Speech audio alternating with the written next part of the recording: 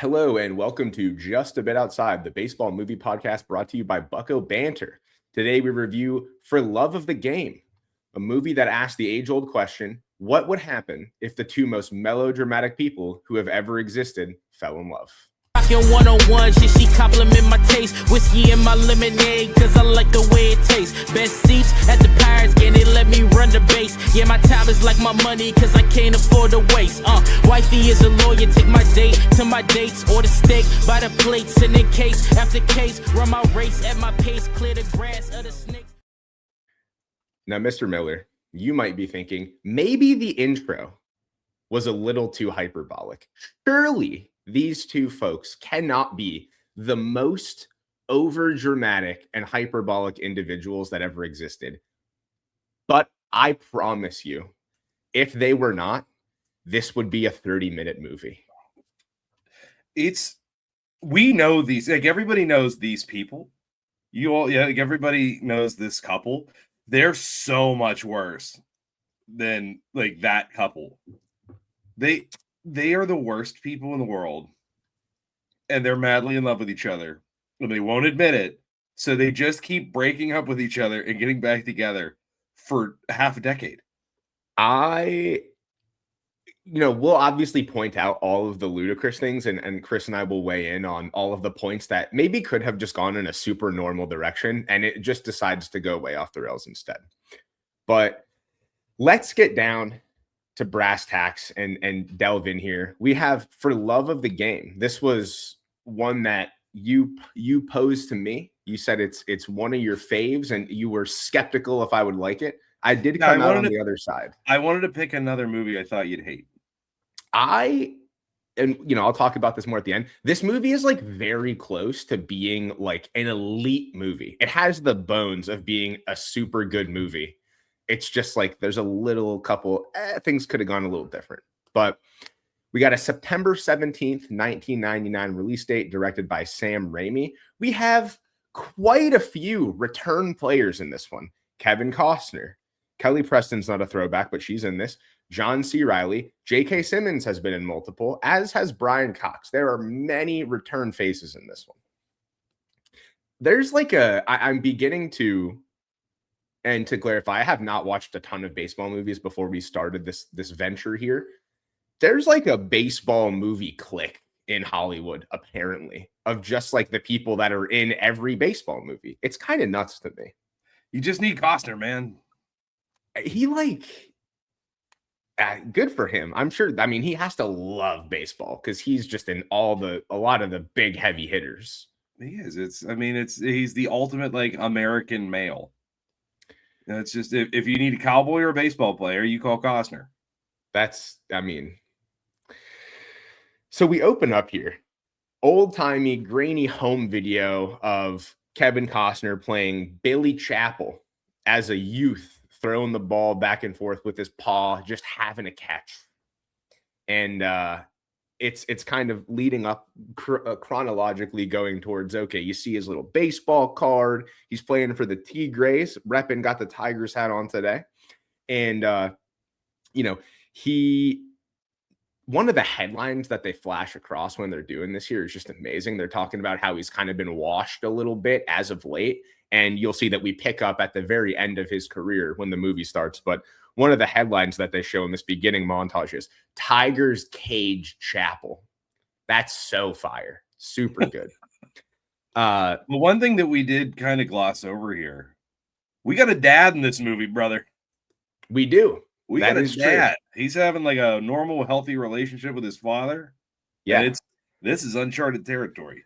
This is realistically, and even crazier about this movie is Kevin Costner just steps up to be a dad, which we'll see. So there is a dad forward movie. It is a dad forward movie. Big one for dads. So we pick up after this montage of like, how did we get to this point in Billy Chapel's career? We find out he was an ace for the Tigers. He's played there his whole life. We pick up on a plane ride, and they are going to New York to play the Yankees. The Tigers, we learn, are not a great team. They're pretty washed at this point, but damn it, they're taking this game serious because they don't want to let the Red Sox, just walk into the playoffs, and they want to beat the old Yankees in the final game. So he's chopping it up across the aisle with John C. Riley, who is his catcher, Gus Sinski. And got a young John C. Riley in this one. It's just him like kind of breaking onto the scene, still doing like semi-dramatic roles, but you can tell that like there's a funny dude in there. Yeah, he's just being like the weird looking guy before he becomes like the leading man of the mid-aughts. And God, it's funny that you say that, because there's a line right here that I think is hilarious, right? John C. Riley, Gus Sinski is talking about, oh, Billy, it looks like your shoulder hurts. You winced when you put the bag in the overhead. Is your shoulder hurt? And he's kind of nagging him a little bit. And Billy Chapel just turns and says, I've got the ugliest wife in the league. Amazing. Right off the bat, it's guys being dudes, man. That is guys being dudes. It is just so good. So they land in New York, and we see Billy Chapel get his very extravagant penthouse hotel floor. It is the biggest hotel room in history. It's ludicrous. Yeah, it's because you think of like the big like Vegas ones, brother. It pisses on the Vegas ones. It is. It doesn't even. It's like a Mary Poppins ass. You open the door and there's like 42 rooms in it. It's like the endless bag of hotel rooms. It doesn't even make sense physically. It doesn't even make sense. So he has this hotel room prepped for Jane Aubrey, and at this point we are unsure, but obviously she's some sort of love interest. And she doesn't show up. He gets stood up there, and we get a nice shot of him. He has the champagne ready, the candlelit dinner, and we get a nice shot of after he's been stood up, he's slamming the champagne and the little shooters, elbow in the ice bucket for the champagne. Yeah, throwback. Which is not the first time we've seen that in our baseball movie series here. And I love that he's just whacking airplane bottles at Jameson. Yeah, they're everywhere. It's hilarious. Tell you what, that's a man after my own heart right there. The night before a start, that's how you know he got hurt. He's a dog. Now he passes out. Next morning, wakes up pounding at the door. It's Gus, and you could tell that they have, it's ace pitcher for his whole career and his catcher. These are boys. They are borderline inseparable. And Gus comes in, great line as well, throws it right back at him. He picks up all the shooters, goes, a lot of little bottles make a big bottle. And boy, oh boy, he had a few too many to drink. They're all over the 1,200 rooms in this hotel block. Scattered. And then we have another knock at the door, and it is Wheeler, who is the owner of the Tigers, played by Brian Cox. And they're also boys. Apparently, he's known him and stood up for Billy Chapel since the day he was drafted. He's been playing for 18 or 19 years, something like the 19th season. 19, yeah. And he and Wheeler have been close the entire time. So he goes from this movie where he's the kindly owner to bad dad in just a couple years whenever he's in the Rookie. In the Rookie. It's a shame what happens. From good guy to bad guy. It's super interesting to see the different roles that all of these actors play in all the different baseball movies. Because, I don't know, when you're playing in a baseball movie, there's really not that many types of characters. One of the things that we've been saying, and this movie actually departs from that a little bit, is usually it's a comedy angle. The main character is some kind of arrogant player full of hubris, has no kind of moral or ethical code, and has to learn a hard lesson, and then comes out better on the other side for it, right? Yeah, the supporting cast is always there's a tough guy, and then there's a crazy funny guy, and then there's a real stoic guy or a lazy guy and a dead dad, and it's in all of them.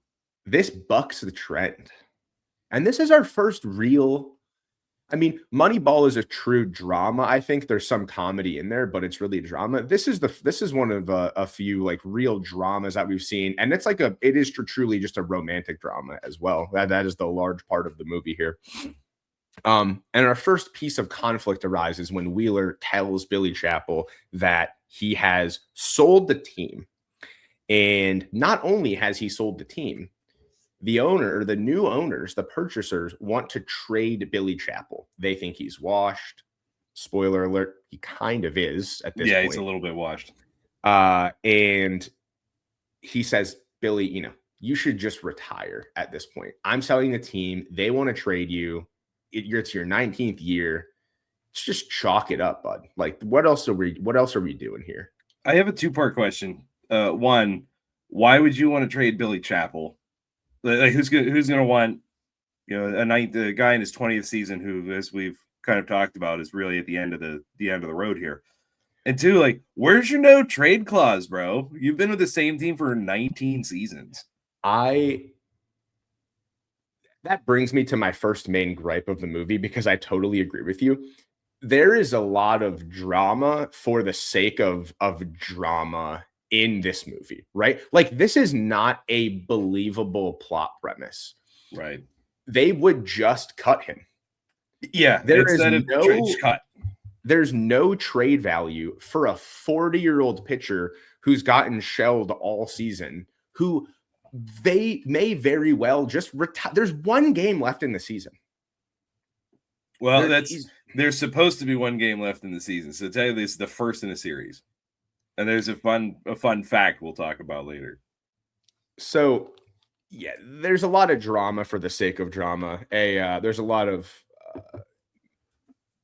I don't know if I'm using this correctly, MacGuffins, if you will, just plot devices for the sake of plot devices. Nobody's gonna want them. That's kind of it. And also, like, where's your no trade clause? What are we doing here? It's just, yeah. And Wheeler tells him the game stinks. He's sick and tired of where the game has gone. And this is only 1999. My God. Imagine if this was made in the year of our Lord 2026. Oh, could you imagine? Oh. Jane arrives. So Billy's rushing out of the door, but he stops to turn around and say, the game doesn't stink. I mean, come on, bro. So good. I love that part. It's kind of dweeby, but it's just like, all right, this guy loves so am ball. I. Yeah. This guy loves ball. Right. I love ball. I am a lover of ball. I have grown to love the pitch clock. Pitch clock's amazing, dude. No more. One of the first baseball games I ever went to when I moved to Pittsburgh, I think it was in 2012. It was a 16 inning game or something. And it was like, it went into like 2:00 in the morning. I'm like, this sucks. This is too long. I caught a foul ball at a Brewers game after it was in extra innings after a rain delay at 1:45. There were like 9 people in the stands, and I ended up getting a foul ball. The pitch clock is good. I'm going to say it. It is. I have a hot take. I respect the pitch clock. I think it's a good thing, but I don't think they should have it when I'm there. Because, like, I like to hang out. There should be a special no pitch clock hanging out game. Like a Sunday afternoon. Brother, I'm just trying to hang out. Yeah. I'm trying to hang out. It was a long week at work. I'm going to kick it with my boys, have a couple gazillion brews. A few small beers. There are many times where there's been a few occasions where we just really got settled into hanging out, and it's like the 6th inning. And I'm like, what the hell? This is... Hang on. So by the time Billy rushes down the elevator, Jane has already left the hotel lobby. Jane is in Central Park. She's sitting at a baseball field. And he finds her. He finds her fairly quickly after running out of a hotel. And then just in Central Park. Like, Central Park is small. That part is also extremely unbelievable. Yeah, well, the thing, like, because he like kind of runs and he's like, damn it. Like, he hangs his head. He was like, I'm never going to find her. She's just there. Which I guess makes sense. She wouldn't have gotten far. But even he's like, it's Central Park, dude. I'm not even from here. I know it's huge. Yeah, it's massive.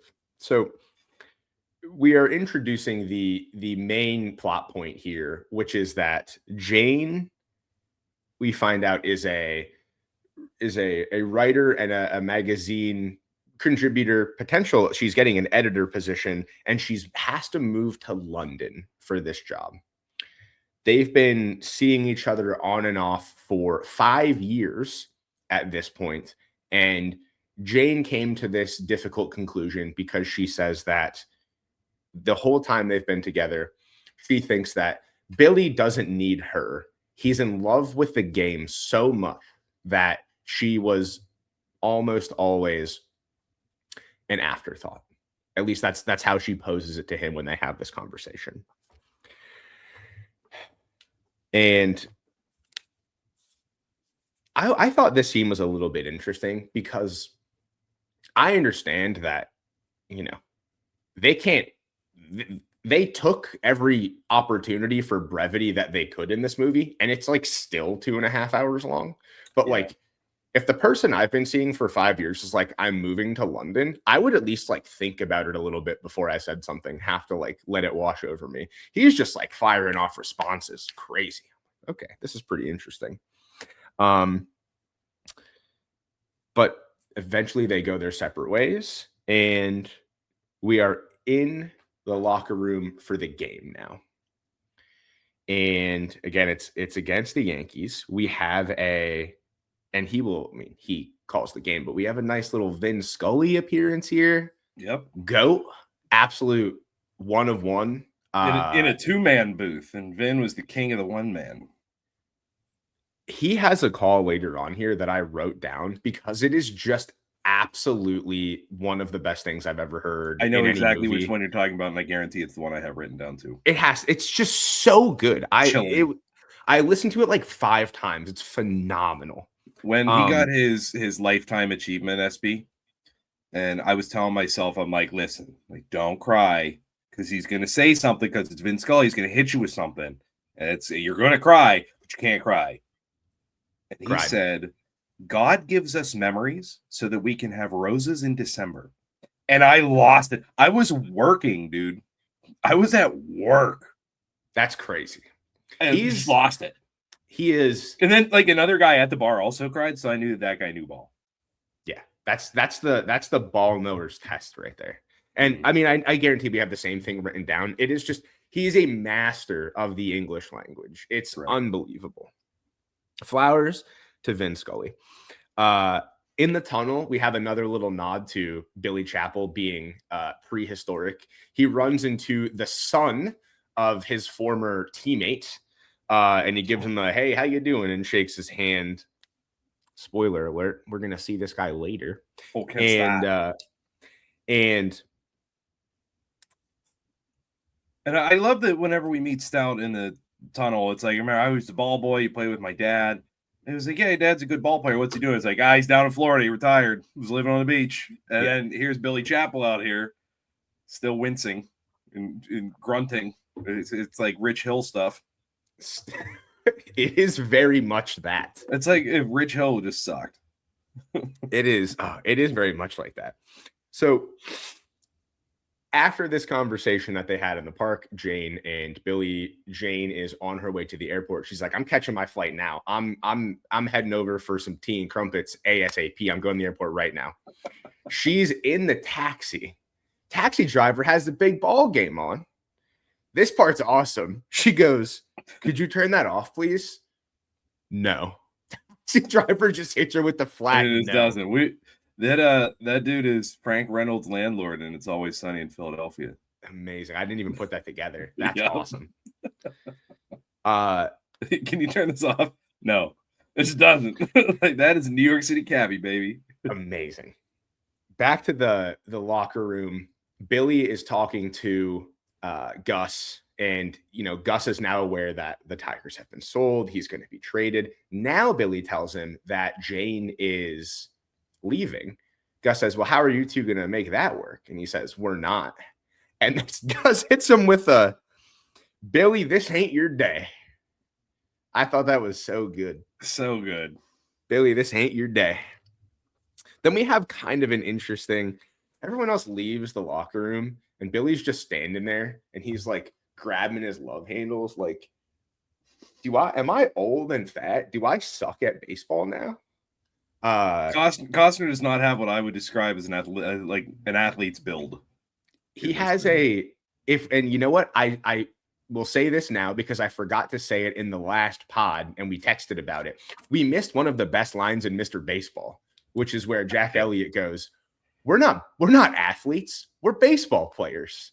When he's trying to do the conditioning that Chief has him going through. And I think very much in this movie that a 40-year-old Billy Chapel is embodying that at this point. He is certainly no longer the stereotypical power pitcher kind of build that we think of in the modern day. He's very much a, like you had said, a Rich Hill frame type of guy. Because pitchers usually aren't like jacked. Like you'll see some ball players that are like pretty big. Pitchers are usually leaner, but this is not what Costner looks like. This is post Robin Hood Costner. This is like gas station attendant Costner. So we get to the bullpen and we meet the manager, J.K. Simmons, who was formerly a coach in was he in the Scout? Was he a coach? He was. He has no, he's journalist in Scout, right? No, he's coach. It was Keegan-Michael Key is the journalist. Yeah. With his Jerry Curl jump scare. Yes. And he's saying, hey, basically J.K. Simmons says, Gus is the worst at hitting ever, and we're not going to catch him because he cannot hit to save his life. He is like Pirates great Austin Hedges. I was going to say, I have an Austin Hedges note. And Billy Chapel says, he's like Austin Hedges. He's the best catcher that we have. It's me and Gus today, or else I'm not pitching. I never do this. I never make these ultimatums, but it's me and Gus today. And coach eventually just says, all right, I got it. Next scene here is just, the joke here is fantastic. Jane is at the airport. She goes up to the desk and she finds out that there's going to be a bit of a delay because they're doing some maintenance on the plane. So we don't have a bit of a crash. Just a crazy line. I mean, that is nuts. We didn't cover that Wheeler's nephew is hanging out. It's kind of like yes. Yeah. And it's just, they picked the nerdiest kid and they didn't have to. He's even got like the pleat front pants with the shirt tucked in. Like you can tell he's just a dork. They play up dweeb here big time. They do. I think that's the kid from unfair. I think that's the kid from Gummo, which is a wild ass movie, but I'm pretty sure that is him. Just trying to look that up now. But yeah, he is looking and he's just hanging around. He's waiting for an answer. He's just sitting there, like not making eye contact. And he's waiting for an answer from Billy about, is he going to retire? Is he going to stay on and get traded? What's happening? So he's just sitting there waiting the whole entire time. And now we're on the mound. And I absolutely love how much of this movie takes place on the mound. It's a huge part of the movie. Like this is a Billy Chapel movie. It's awesome. Like one of the things that we've talked about in a lot of the reviews so far is that there's not like the movies aren't about the baseball game. This one it's 50-50. It is half about the baseball game and half about his relationship with Jane. And that is like way more baseball stuff than has been in like any other movie that we've watched. It's in awesome. Like an interesting way. Yeah, it is. It's super good. And we're about to see the first clearing of the mechanism. Oh, clear the mechanism. So good, dude. It's super sick. It's such a cool thing to say. It should be so corny, but it's awesome. And when before he does it and before he says clear the mechanism, he's just kind of looking up, staring, because it's the clouds are rolling out, and the umpire's kind of waiting on it to go, and as Gus like, what's he doing? Like I said, he's looking at the clouds, and you're trying to think like, what exactly is he pondering life? Is he looking for that plane to London? Like he's completely zoned out. He's somewhere else, and it's a cool thing to see him up there. And whenever he finally gets in and gets settled in, it tells Gus, today I'm throwing hard, and knows he's got one more left in the tank, and he's got a chip on his shoulder, and he's about to beat some wholesale Yankee ass. And that's something everybody in America can love, except for Yankees fans, but they are subhuman. Yeah, that's a lot of Monroevillians, that's for sure. So the clearing of the mechanism, that is Billy's way to shut out everything else going on, right? He's looking in the sky for the plane. All of the Yankees fans, you suck, Chapel. You're washed. You're a gas station attendant. You're stink on ice. You put a fork in you. You're done, right? We're bringing back the classics for this one. And the nice thing about showing the Yankees fans is like the one guy they keep going back to is just a fat slob. Yeah, he is. And as a fan of any other baseball team, you can just totally respect that. Yeah, the depiction of the Yankees fans in this is like actually just so awesome. The one slob at the game has like character development throughout the movie. He does. based on the point of the game and the different insults, and it's tremendous. It's really good.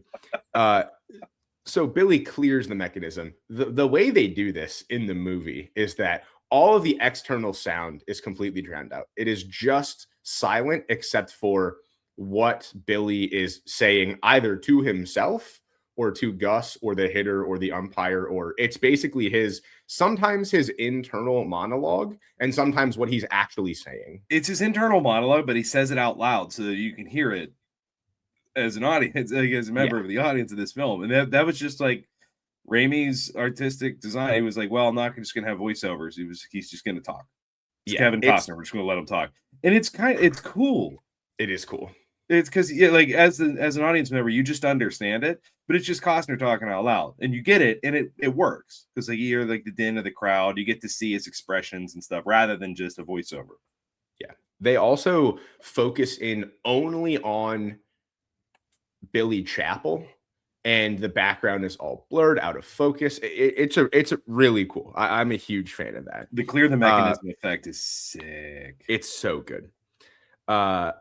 Now we're back at the airport, and Jane's flight has been delayed. So she goes to the hotel bar. She can't avoid the game. She goes to the hotel bar to get a drink.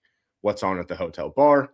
The Yankees game with another airport traveler whose flight has been delayed, who is delighted that his flight has been delayed because he wants to watch the Yankees win, beat the Tigers, and go to the playoffs. And he was like, Billy Chapel, this guy's old and sucks. And has all this commentary about the game. Jane's there. She also doesn't want to hear this either. She just can't escape the game no matter where she goes. She cannot escape the game.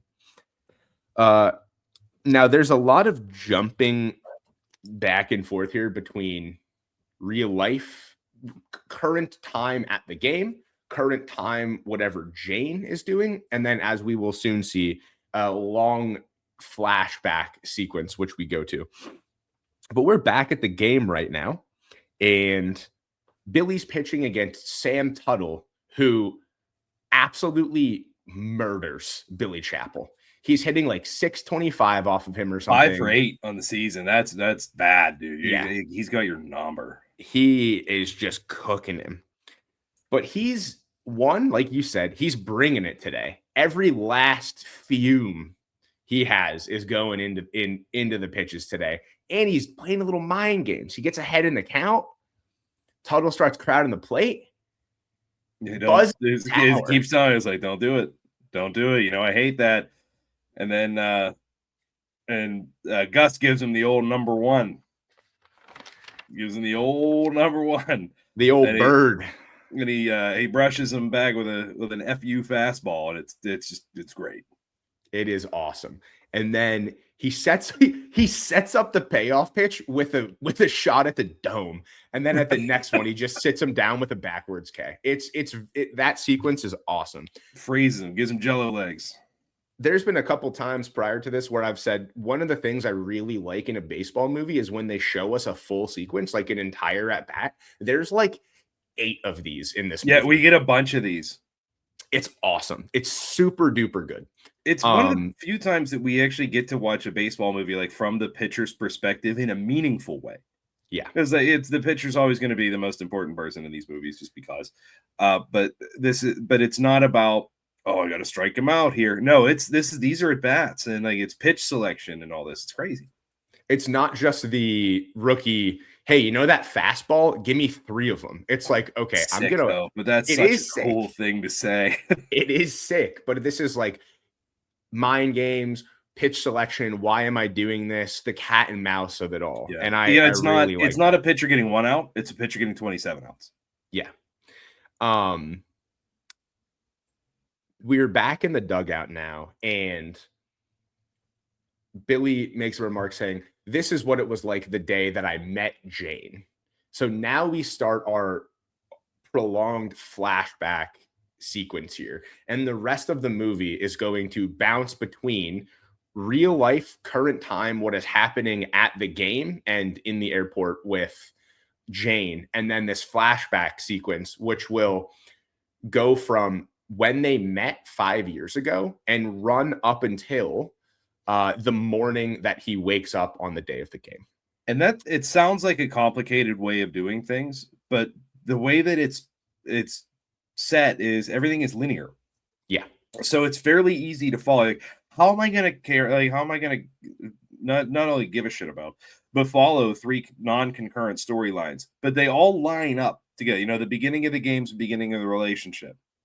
The middle of the game's the middle of the relationship. The end of the game for Billy is current. So everything kind of ties together as the game ends, and it's great. I think it could seem disjointed, but the way they do it is so perfect, and it goes to show that like he's just thinking about it. It's so interesting because it is very much that when he's in the dugout waiting, we get the flashback. Sometimes it happens on the mound, but like it is setting up that these are the 2 most important things to him, and then at the pinnacle of the movie, he will choose which one's the most important. So we start in the flashback with the day that they met. Billy is in his Porsche, top down. He's looking very 80s. Got his windbreaker and his 5-inch inseams on. And his sunglasses. And he is driving past Jane, who is pulled over, car's broken down on the side of the road. And he stops. We get a pretty cool shot through the side view mirror here, which is kind of sweet. I liked that one. And he goes up and helps her kind of kick around in the hood and try to fix her car. He eventually does. He says, "I have no idea what I was doing. I was just trying to be manly." It's a great way to flirt. Good for him. And then tow truck guy comes, who is Herc from The Wire, which is awesome. And this is a extremely pro Wire podcast. One of the probably the best television show of all time. Love The Wire. Unbelievable. No lake, no trout. Amazing. And he basically says, "You know what? I came to tow this car. I gave up 4 or 5 other calls for this. I'm leaving with the car." It's just, that's how it's going to happen. Yeah, sorry. He sees Billy Chappell. He's a huge fan. Billy says, "Take the car. Here's a tip. Jane, you like baseball?" She says, "No. Sure don't." Not really. And he was like, "Come to the game with me." In between when she gets there and when she sits down, she just is decked out in Tiger's gear. It's kind of hilarious. She has the coolest jacket that has ever been made on. It's really good. It's got this guy on it, which is the second best and Tigers logo. And it's big. It's huge. And it's a big logo. That jacket's fantastic. So good. And she sits down in the wives of the players section. and she's getting all kinds of crazy looks from all the wives of the other players. They say, "Oh, look at this week's blonde we got here." Yeah, catty bitches, man. Like, what the hell? They are scoffing. And then she does get a little bit of reprieve when I believe it's Davis Birch's wife at Correct. the time says, "Hey, I've been there. Don't worry about it. You're cool." And the game is over. Now we're out to dinner. And this part is he's pretty forward here. They're having their conversation. All of a sudden, the tone of the conversation changes rapidly. Yeah, she's saying, "Oh, you won today. Have you ever lost?" And he says, "I've lost 134 times." And she's like, "Oh my God, you suck." And then he's like, "That's over 10 years or 19 years. Sorry." And she's like, "You count that?" 15 years at the time, actually. Yeah. And she goes, "You count that?" And he goes, "We count everything in baseball. That's all we do." Great. Super good.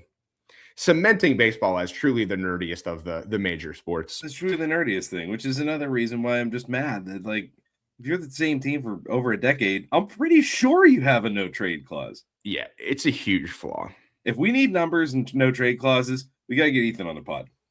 Oh, that'd be he already knows that he's gonna break down Billy Chappell's AAV.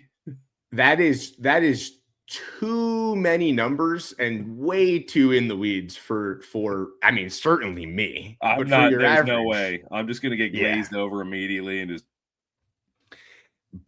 He's but he knows ball. That is for sure. I don't know that anybody's better at that than him. I don't think so. He's like constantly getting like just dunking on teams. Like, actually, you are totally wrong. Here's why, and then he is correct. You should fire your accountant. Yeah, basically. Right. So Billy says, "That's enough about me. I need to ask you, Jane Aubrey, 3 questions." And she goes, "All right, 3." He says, "Where are you from?" "Syracuse." "What are these notepads for?" Yeah, I mean, honestly, what are we talking about? "What are these notepads for?" She says, "One of them's about a skin peel. One of them's about concealer, something or other." She's an article writer, some bit of editorial stuff going on for Elle Magazine and other various publications. And then the third one, which, okay, this is out of pocket. Here it comes. He just goes, "How do you like to be kissed?" What are we doing, brother? Is that cool? They haven't even had dinner yet. Right? There's no food on the table. This is ridiculous. Then she goes the on abs this, yet, bro. It's crazy. You're gonna be firing that off without any tater skins? That's just it's ridiculous. And then she goes on the little bit of she goes, "I wish everybody had to carry a sign around their neck. Rich, poor, whatever. It could be made out of cardboard, could be, made out of gold, whatever, just to tell you what their status is right now. Whether you're super happy or super horny." She's basically calling him a horn dog. And then he was like, "Well, what would your sign say?" And she just writes down, and it just says, "Yes." Turns out that is she's also a horn dog. Yeah, that's not an answer to the question. Is it? How would you like to be feel like kissed? It is. Yes. No. I'm pretty sure she answered the question that he was asking. No. Overall. Apparently, it's in an elevator to the penthouse twice. They go ground up twice. 2 times. Which begs the question, because the next scene is then just making out in the elevator, and the doors open on the penthouse, and she says, "I think this is your floor." She goes, "We've missed it once already." That means that they got in at the ground level, started making out, took it to the top. It went back down, presumably because somebody pressed hit the button. And now they're back up. 1, gross. You have the biggest hotel room that's ever existed. Get out of the elevator. And 2, rude. It's the same rooms, the same hotel. Right this way, Mr. Chappell, to your every room. Too rude. Other people need that elevator. Okay. Dumb. Okay. We're back at the game now. Oh, like you've never made out in an elevator. Not from 0 to 100, back down and back up. I don't know, man. I've never gone back up. But you got like you got stuff to do. Plus, parking ain't free. So if it's like in a parking garage, you got to get out of there. It's ridiculous. Also, you would it's the top floor at a fancy hotel. Brother, that's too much time. We're talking probably up, down, and back up. That's 150 floors we're talking about, probably. What are we doing the whole time? Yeah, it's not. He's not the Best Western here. I mean, it's ridiculous. Okay, we're back at the game. He's clearing the mechanism. He could have been in the hotel room clearing the mechanism. He could have been clearing the mechanism. He's going up and down. It's ridiculous. Now we're back at the game. He's clearing the mechanism. Davis Birch is up, former teammate. They couldn't scrap together the ched to keep Davis Birch on the team. He's on the Yankees. Yeah, he was too good for the D-Grays. We see he is. We go flashback. Billy Chappell's busted up that they're getting rid of Davis Birch. He's having, if you look, he's got a gazillion brews sitting next to him. They've clearly been having a few Bud Heavies. He's helping him move. They got all the boxes packed. They had a gazillion brews. They had 15 beers. And he says, I ain't carrying no books. Where's the box of pillows? Amazing. He's talking about like this, and listen, this was your team too. And then he said, this is my team. And of course, there's like his beautiful family cementing Birch is like a good guy. Good guy. Super good guy. Yeah. And like Billy's what we would assume outside of Gus, his best friend. Yeah.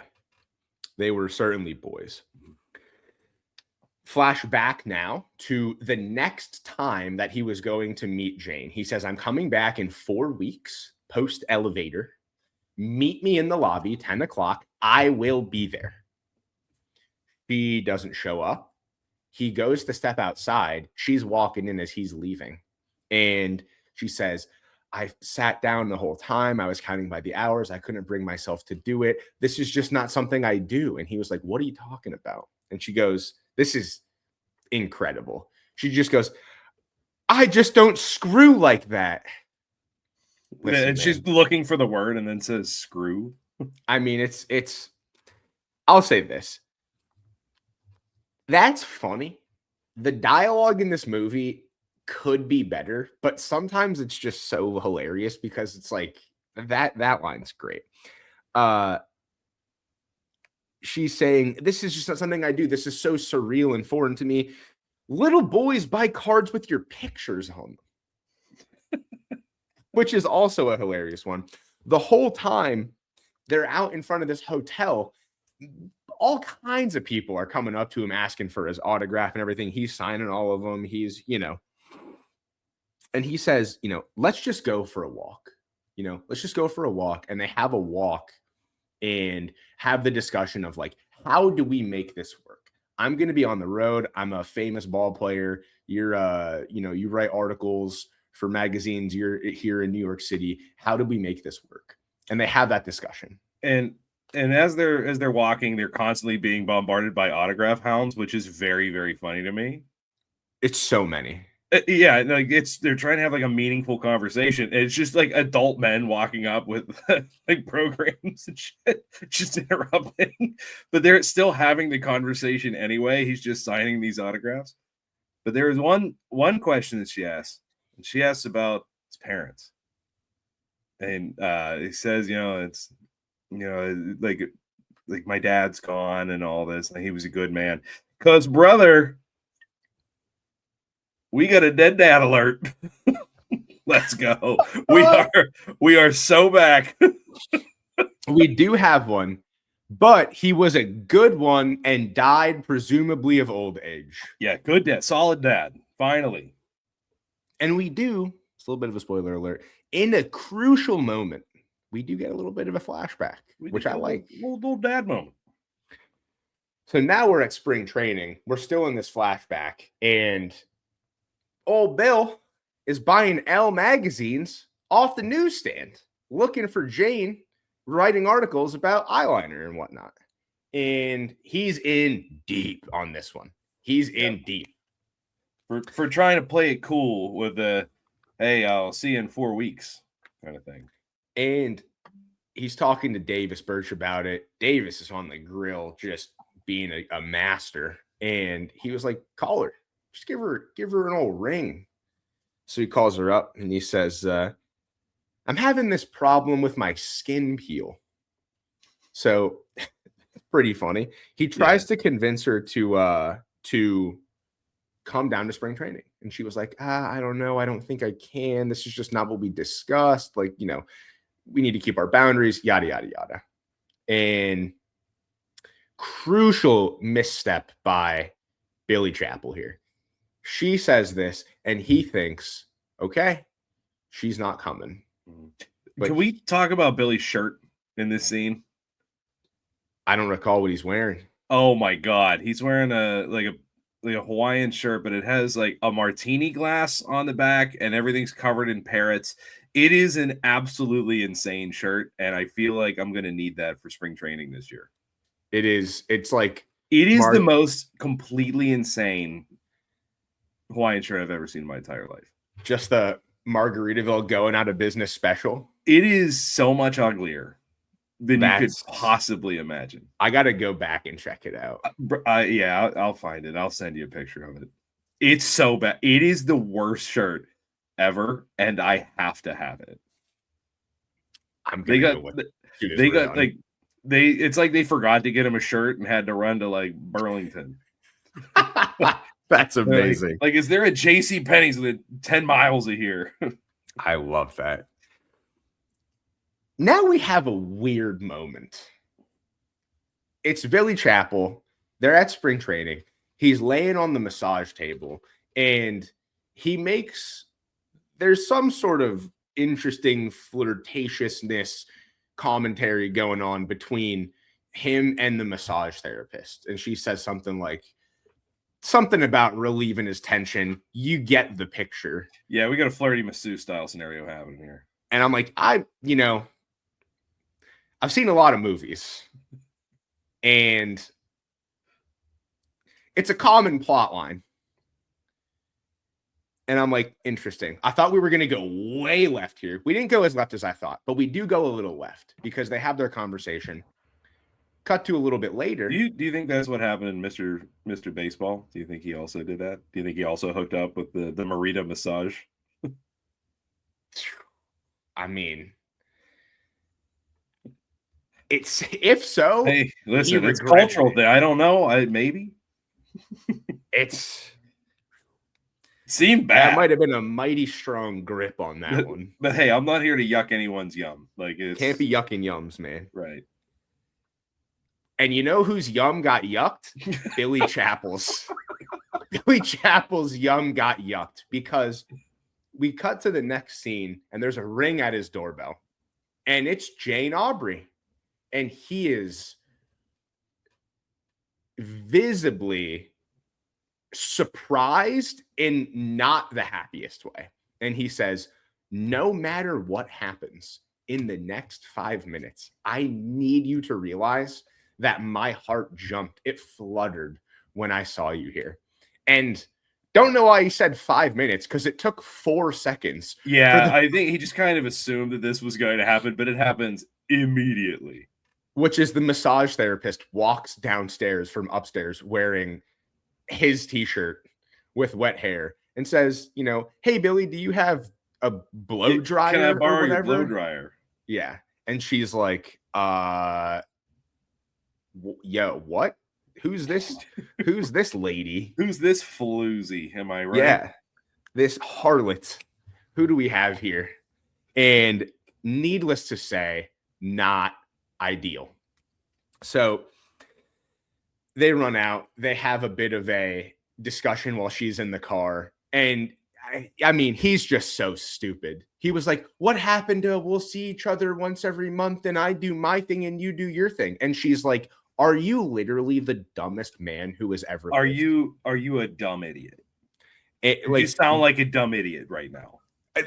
Like, come on, buddy. Let's have a little bit of common sense here, dude. Like, what are we doing? If there's one thing the ladies love, it's that. It's infidelity. What are we talking about? It's so dumb. Do it, dude. You're out here buying Elle magazines, and you're like, "This isn't a thing." I had to ask last night at work if I was using this word correctly because I work with people who are half my age. This is a situationship. Yeah, and that's what he's trying to go for. But then, like, brother, you're like buying the magazines and talking all the time, having little goofy, fun, silly inside jokes. Like, brother, that's the real deal Holyfield right there. If you're buying a Elle magazine off the newsstand just to look for the 1-inch by 1-inch headshot of Jane Aubrey, the hooks are all the way in. You're beyond down bad. It is. I mean, it's crazy. The cut back to the game here is maybe my favorite part of the whole movie. It's so sick. We cut back to the movie. He's pissed off. Paint It Black is on, and he's just absolutely frying. It's awesome. This part is so sick. He's just grooving here. But then we immediately cut back to a flashback when they're in Fenway. And this is when we meet Mickey Hart. And a little bit of an aside here. Mickey Hart is played by Greer Barnes. And we're going to I have some trivia on Greer Barnes later. But Greer Barnes is a stand-up comedian. He's been in like 5 or 6 movies. This was his first one. I had no idea who Greer Barnes was until I went to the Comedy Cellar for the first time. And he opened up. Absolutely hilarious. Absolutely crushed. And had no idea until I watched this that he was in movies either. And he's 1, good in the movie. 2, a hilarious stand-up comedian. Shout out Greer Barnes. He's the man. He also has the single worst swing of a bat I've ever seen in my entire life. Which is interesting. It's so buns, dude. Well, you know what? I'll give you the inside scoop now. I think that might be intentional. I think they might have intentionally made him bad for the movie. I hope so. Because it's terrible. The inside baseball here, my trivia is that apparently he in real life is nice at ball. And he grew up in New York. He played baseball in New York. Apparently, he was like a stud baseball player, and he was invited to work out for the San Francisco Giants, and was just like, "Hey, I'm broke and live in New York City, and like I just can't do this whole baseball thing. It's just not going to work out." And that like ended his baseball career basically. But apparently, he was nice at ball. Well, he's not. In this particular film, in this movie, he definitely sucks at hitting. He's scuffling a little bit.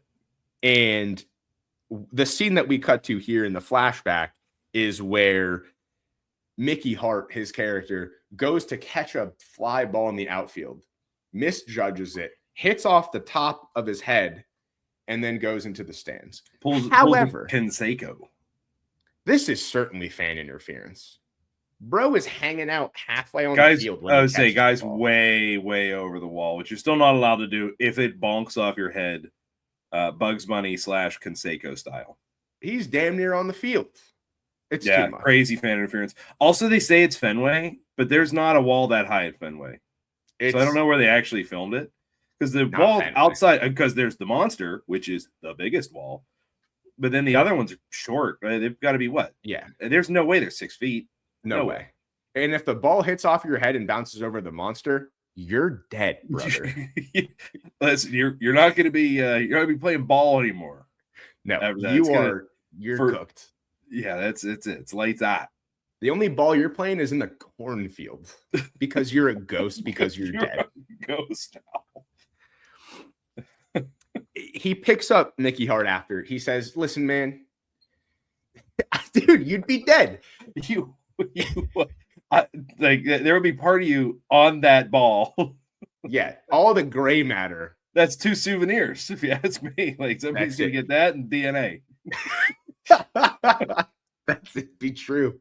The last thing that went through your mind was that absolute moonshot to left field. Oh my God, this is the highest fly ball I've ever seen. That laser. We're in the locker room afterwards, and Billy Chappell says, "Listen, Mickey, don't let him make you a soundbite. Don't make their story any better. Walk out with some dignity here, and just forget about it. Wash it off. Just get it out of your memory. Who cares that we gave up the home run? Doesn't matter. This is just set up for later, but shout out Greer Barnes." At the same time, Jane calls him and says, "Hey, my daughter ran away." Long story short, by the way, I have a daughter. And she ran away. You're who? Yeah. Excuse me, what now? That's one of the questions I should have asked instead of how do you like to be kissed? You have a daughter that I don't know about. All right. Since I met Bohemian Jane, I simply assumed that you were tooling around that Volkswagen Scirocco. I didn't see a baby seat in the back. Yeah, no baby on board on that one. And she goes, "My daughter ran away. Can you please go get her?" And of course, he's in so deep. He obviously does. He brings the whole team with him, by the way. Well, it's not like he's got a car. I mean, he could have rented one, I would assume. He's got the money. He's got money for that big ass hotel room. And that's one of the things. In the movie, he acts like he isn't so rich and hasn't been in the MLB for 15 years. Bro, if you've been in the league for 15 years, you have stupid money. Like, what are we talking about here? Yeah, unless you spend it very poorly, you're doing okay. Yeah, which we've already established that he was smart with his money. Wheeler asked him that explicitly. So, he goes to find Jane, and they're also in Boston, which, like, okay, what's the worst part of Boston? Like, all of it, any part of it, anywhere near it, any part of Boston that resides in Massachusetts is the worst part of Boston. But like, there's a part where J.K. Simmons is like outside. He's like, "We better get out of here quick before we get our ass kicked twice tonight." Brother, you're in Boston, Massachusetts. Like, South Boston's pretty bad. So the Southies are pretty rough.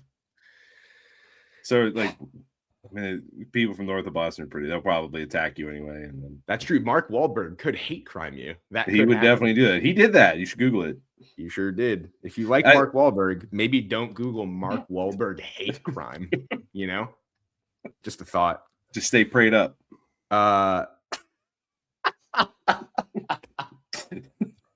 Oh, Marky should have stuck to rapping in commercials. Okay. He brings the daughter back, Heather, on the plane. Things would have gone different if Mark Wahlberg was on the plane with that daughter. I'll tell you that right now. That is true. You got you, Noah. Here's to you, buddy. Love you. They're back on the plane. She says, "My dad is stoned 90% of the time," which... Buddy, we got a deadbeat dad. So this part's weird because the reason that Heather, the daughter, ran away is because she was like flirting with some boy and Jane didn't like it. So she's like, "I'm going to leave New York City and go to Boston to hang out with my dad, who is quote unquote stoned 90% of the time." He's also just not there. Like he's nowhere to be found. But it's like, what are we doing? It's how you know she's a streetwise young lady, can take care of herself. So we get back and we find out that Jane had Heather at 16. And, she quote unquote never had a love story. And, the daughter is explaining all of this to Billy.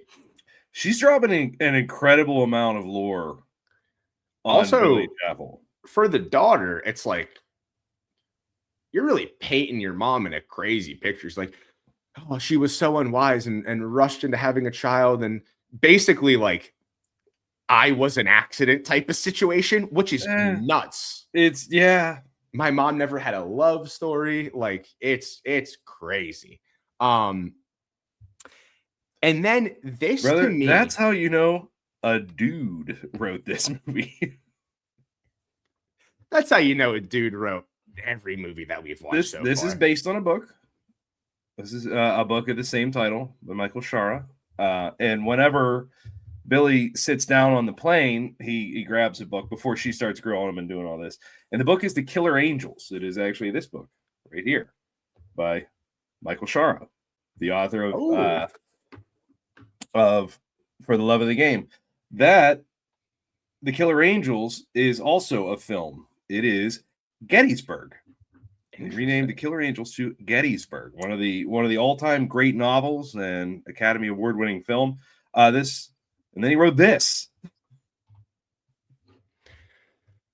And he's just writing a love story for some reason. It is interesting. It is, it's a bit of a turnaround there, but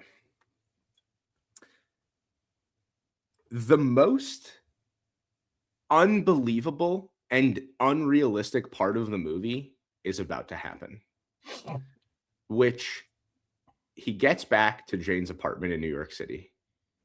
Jane invites him up to her apartment. This is like a $9,000 apartment, $9,000 a month. It's the apartment from Friends, dude. Is it actually that one? Or no, but it has like the same, like the huge windows and 4 rooms. It's like she lives in the Friends apartment solo. My new cousin Friends, weren't there like a bunch of them? Wasn't there like the whole deal? Weren't there like 4 of them living together? I don't know. I didn't really watch the show. Take every cool part of every New York apartment that you've seen from a movie or television show, and then it's just there. It's nuts. She's like, oh my God, I'm a single mom. I write articles for Elle magazine, and I'm dropping 10 bands a month on an apartment. I got a 4-bedroom, 3rd floor walk up in a brownstone. It's disgusting. There's a courtyard that she has. They have exposed brick. There's the sky. It's just the skylight, the floor to ceiling windows in one of the bedrooms because there's multiple bedrooms. She has the Hey Arnold room. It's disgusting. It's disgusting. It sickens me. I mean, I was like, maybe she's down on her luck. It's sad. You have the nicest apartment. She's killing it. It's disgusting, honestly. Then they kiss, and I just have they kiss weird on here. It's a weird kiss. They don't want to do it. They don't want to do that, but they do that in the film. They do that for Sam. It's strange. It's strange.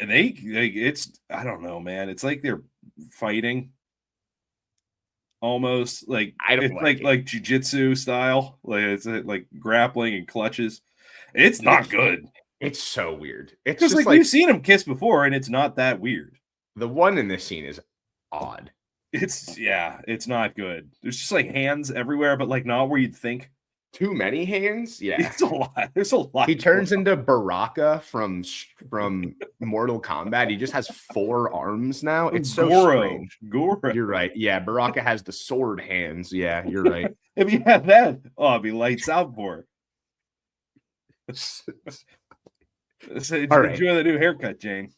My God. Hands. They go to bed right after this as well, and they wake up in the middle of the night. He's kicking something around. He goes to the bottom of the bed under the sheets, pulls out a flashlight. They make a vibrator joke. It's strange. Yeah. Also, like, what's flashlight doing down there? Because like if anything, I'd be like on his side of this. Like, oh yeah, probably what that is. It's probably an adult toy. No, just a flashlight at the bottom. It's so strange. They're like, well, we're awake now after we were joking about sex toys. So let's have some late night eggs. And then, Billy says, I really want to just spend time with the both of you. Let's lock this in. I want to be a dad. I want to be your partner. Let's just do it. Now they're playing Monopoly. They're on vacation in Alaska or something. Yeah, they're in his sweet Canada house, wherever the hell it is. And he gets asked, it's somewhere where it's snowing. We'll see this location again in the most ridiculous scene in the movie. He says, she asks him, have you ever gotten your heart broken? And he goes, yeah, when we lost the pennant. Read the room, buddy. Read the room, dude. Like, what are you doing? Almost dropped an F-bomb there. It's like, this guy's so dumb. It's unbelievable. They're both just idiots. Just both of them. Now we have an awesome scene. They're on the phone, and Jane is asking him some questions. We've been there. You've been there. I've been there. This is a great scene. She goes, would you still love me if I got burned in a fire? And he says, yes. If I ran into a tree and got paralyzed? And he says, yes. This is all a direct quote from the movie, by the way. It's in order.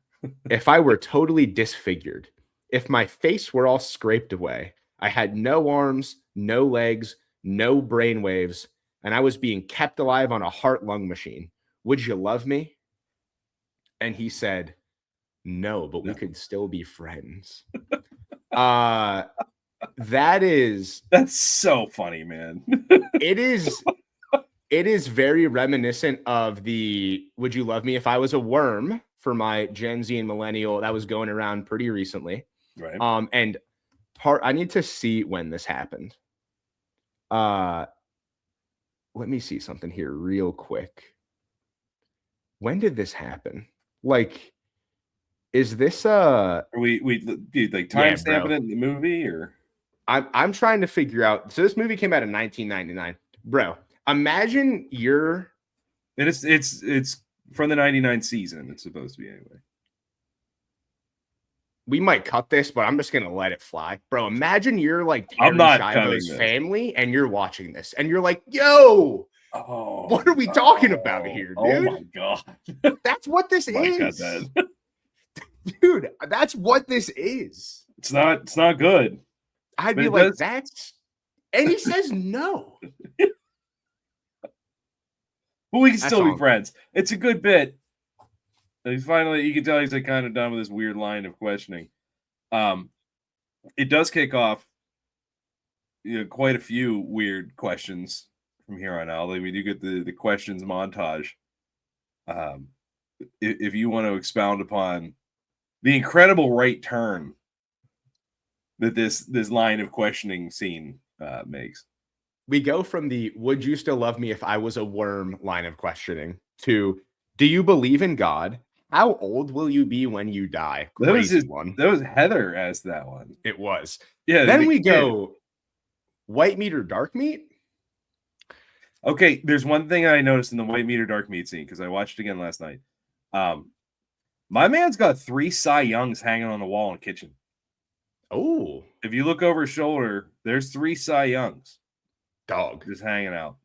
Dog. And this is what? We would assume like 1996? Something like that. Probably. So you know this guy's got guap, dude. That's... Oh, yeah. Definitely. And the Tigers have, like, he's never got his ring, or, after 84. Like, the Tigers just been bad forever. How are you that bad when my man's just still punching tickets? What are we doing? It's, yeah. A lot of stuff doesn't make sense. I think this goes all the way to the top, and I think Wheeler should have sold this team well before the events of this film. It sounds like yes. Should have sold in 87. Then we cut to just the strangest thing. He's over answering questions. He's sitting at the table. He has a glass of milk, and he is ripping up a slice or two of white bread, putting it in the glass of milk, and eating it with a spoon. And Heather walks up and just looks at him like, you are literally a serial killer. And he says, no more questions. Bro, that's way weirder than anything that's happened so far. Literally anything that they've done up to this point. So much so. What is that? What are we doing? Why is it in a glass? I have no idea. It's so weird. But it's because pitchers are all insane. We've covered this in several films. It's usually the relief pitchers that are insane. But in this point, yeah, it's very clearly we're dealing with a crazy person. Bro, this guy's standing in the locker room grabbing his love handles like, what happened? Bro, you're eating white bread in a glass with milk. That's what happened. What are we doing? And the metabolism ain't what it's supposed to be because you're 63 years old. Like, what if I dropped a bomb on my body right now? Anyway. I gotta go home and make some milk bread soup. So stupid. It's wild.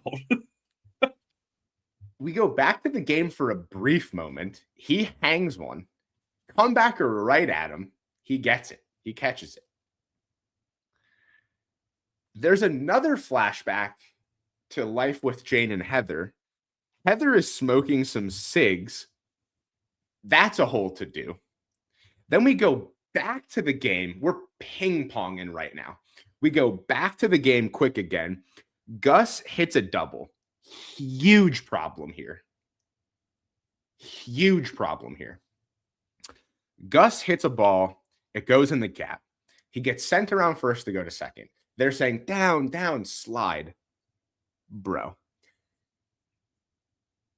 He, instead of sliding to just get your foot on the bag, get there as quick as possible, he slides around the bag and catches it with his hand. A slide that you do in almost no situation, certainly not the situation that he's in. Like the most egregious baseball thing in the movie. It's not good. It's not. It's a fairly athletic move, I guess, from John C. Reilly, but like, why would you do that? It makes literally no sense at all. It's like, should I make this play like way, way, way closer than it needs to be? Or should I just beat the throw by a mile? Nah, no thanks. I'm not going to do that. Wait till they get a load of me. Okay. But good for Gus, getting the monkey off his back. Yeah. He couldn't hit. He gets the hit. He's on second. All right.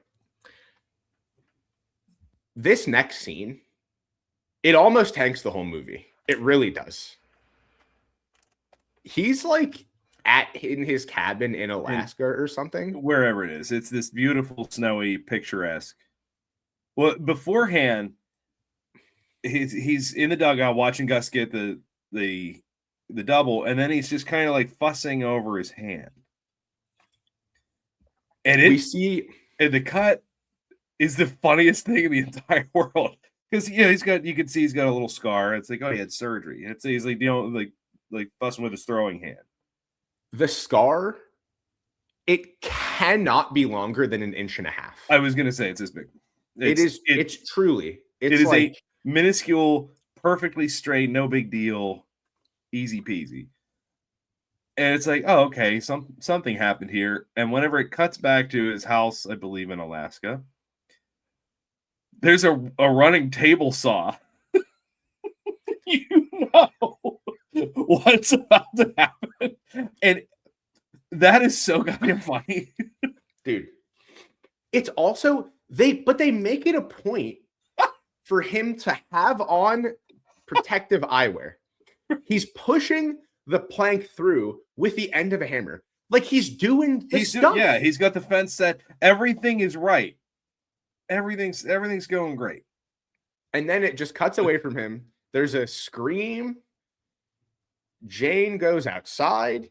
And then Jane's like having a nice time, like making a nice meal and all this. Like life couldn't possibly be going worse than it is right now. She walks outside. He's walking down the driveway with his hand. He's like, oh.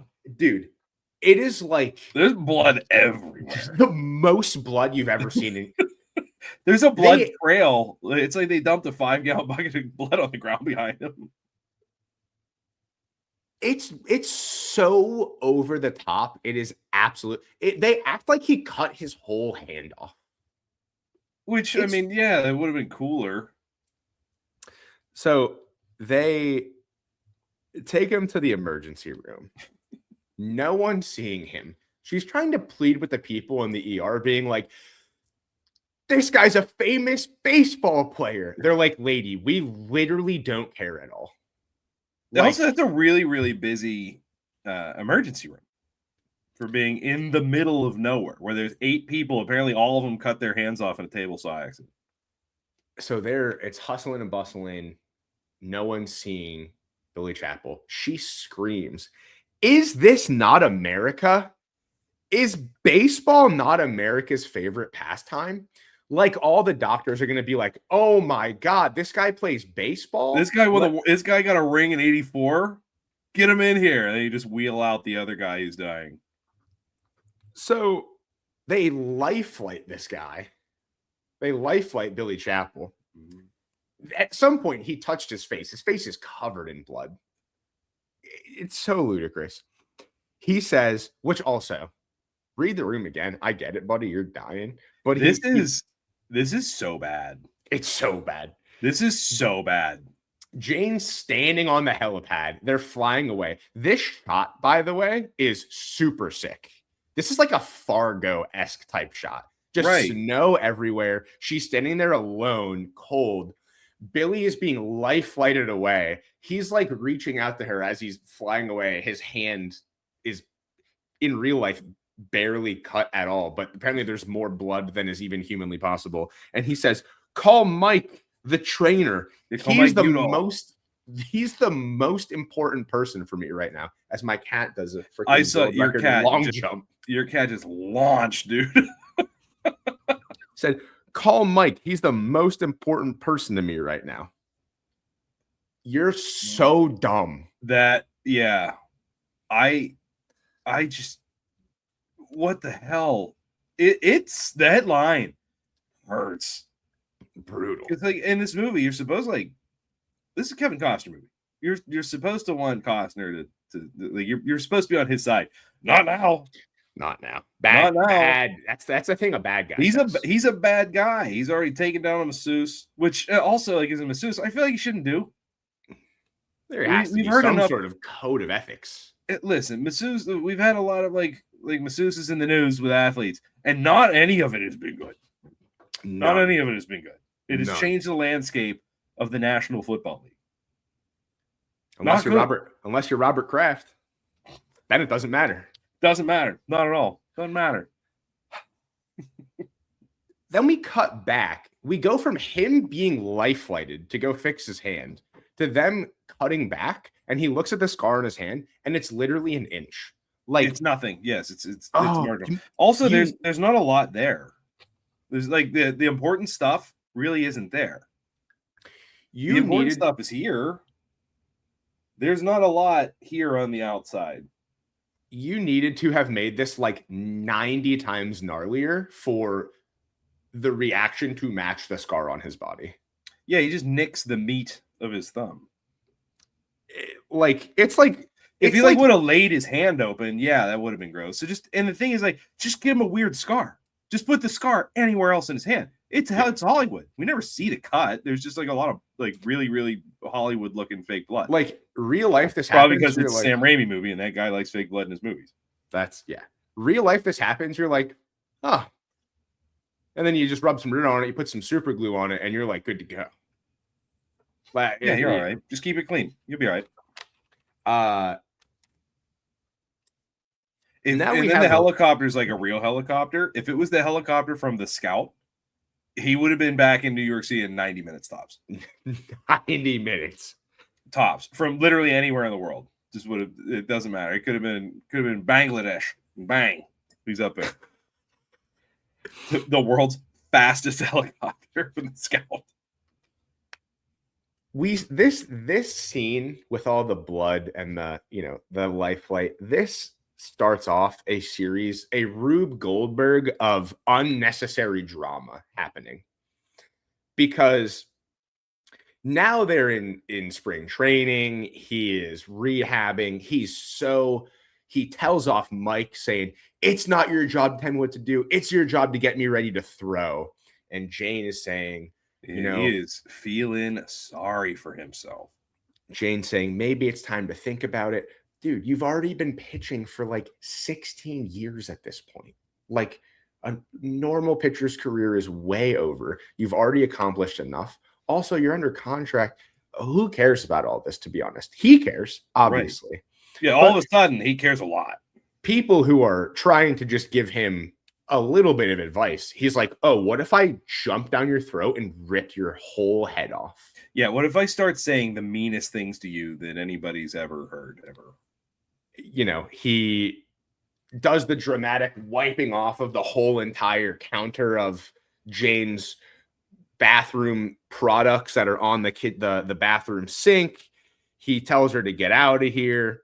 You make me feel distracted and weak. I mean, it is like, this is where the drama just really goes off the rails here. It is just like so much.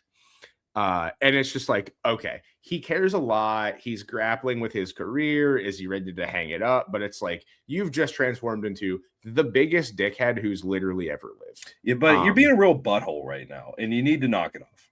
Yeah. Not good. Back at the game, he's hurt. He's lying about it. His shoulder, we're at 6 2/3. We're through 6 2/3 right now. So we're in the 7th inning. He's hurt. He's lying about it. He doesn't want to leave. J.K. Simmons comes out and he tells him, absolutely not. You're going to pat me on my butt. You're going to say, go get him. And then you're going to walk back to the dugout. And J.K. Simmons says, okay. And then he starts to walk away. And Billy Chappell says, where's my pat? He's looking to get his butt touched.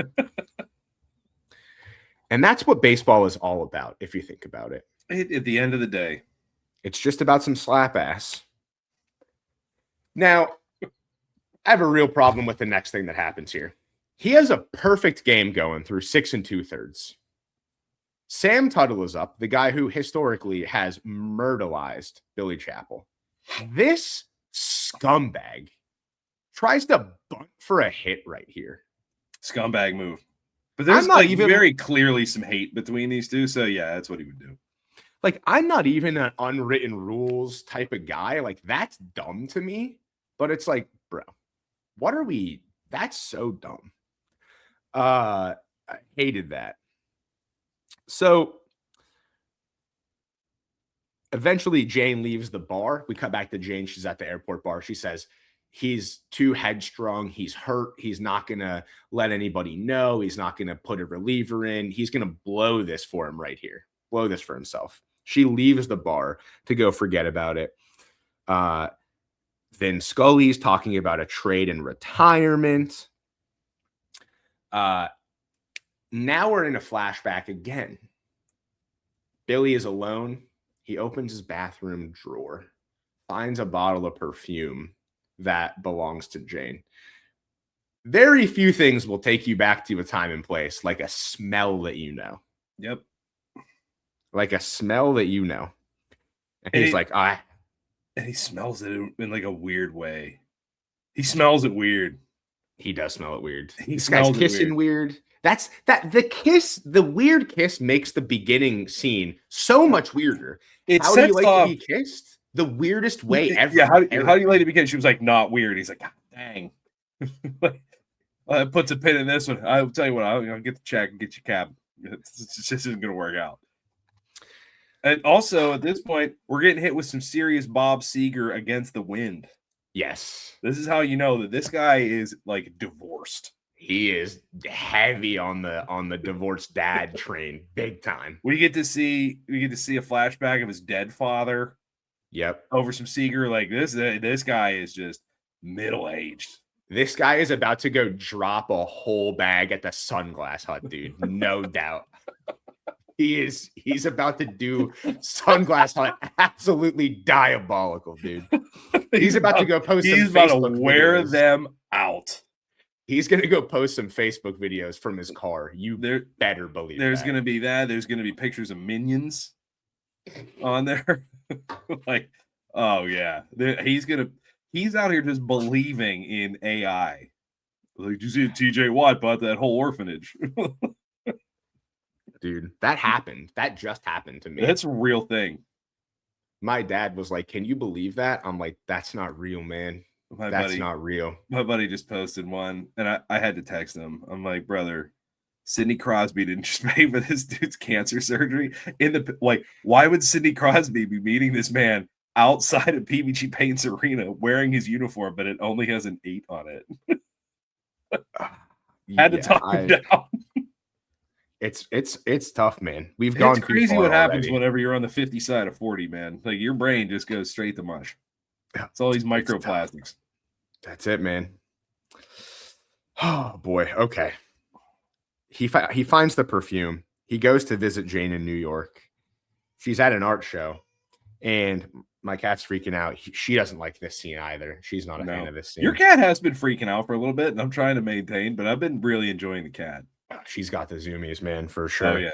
So he goes to visit Jane in New York. He goes into this art show.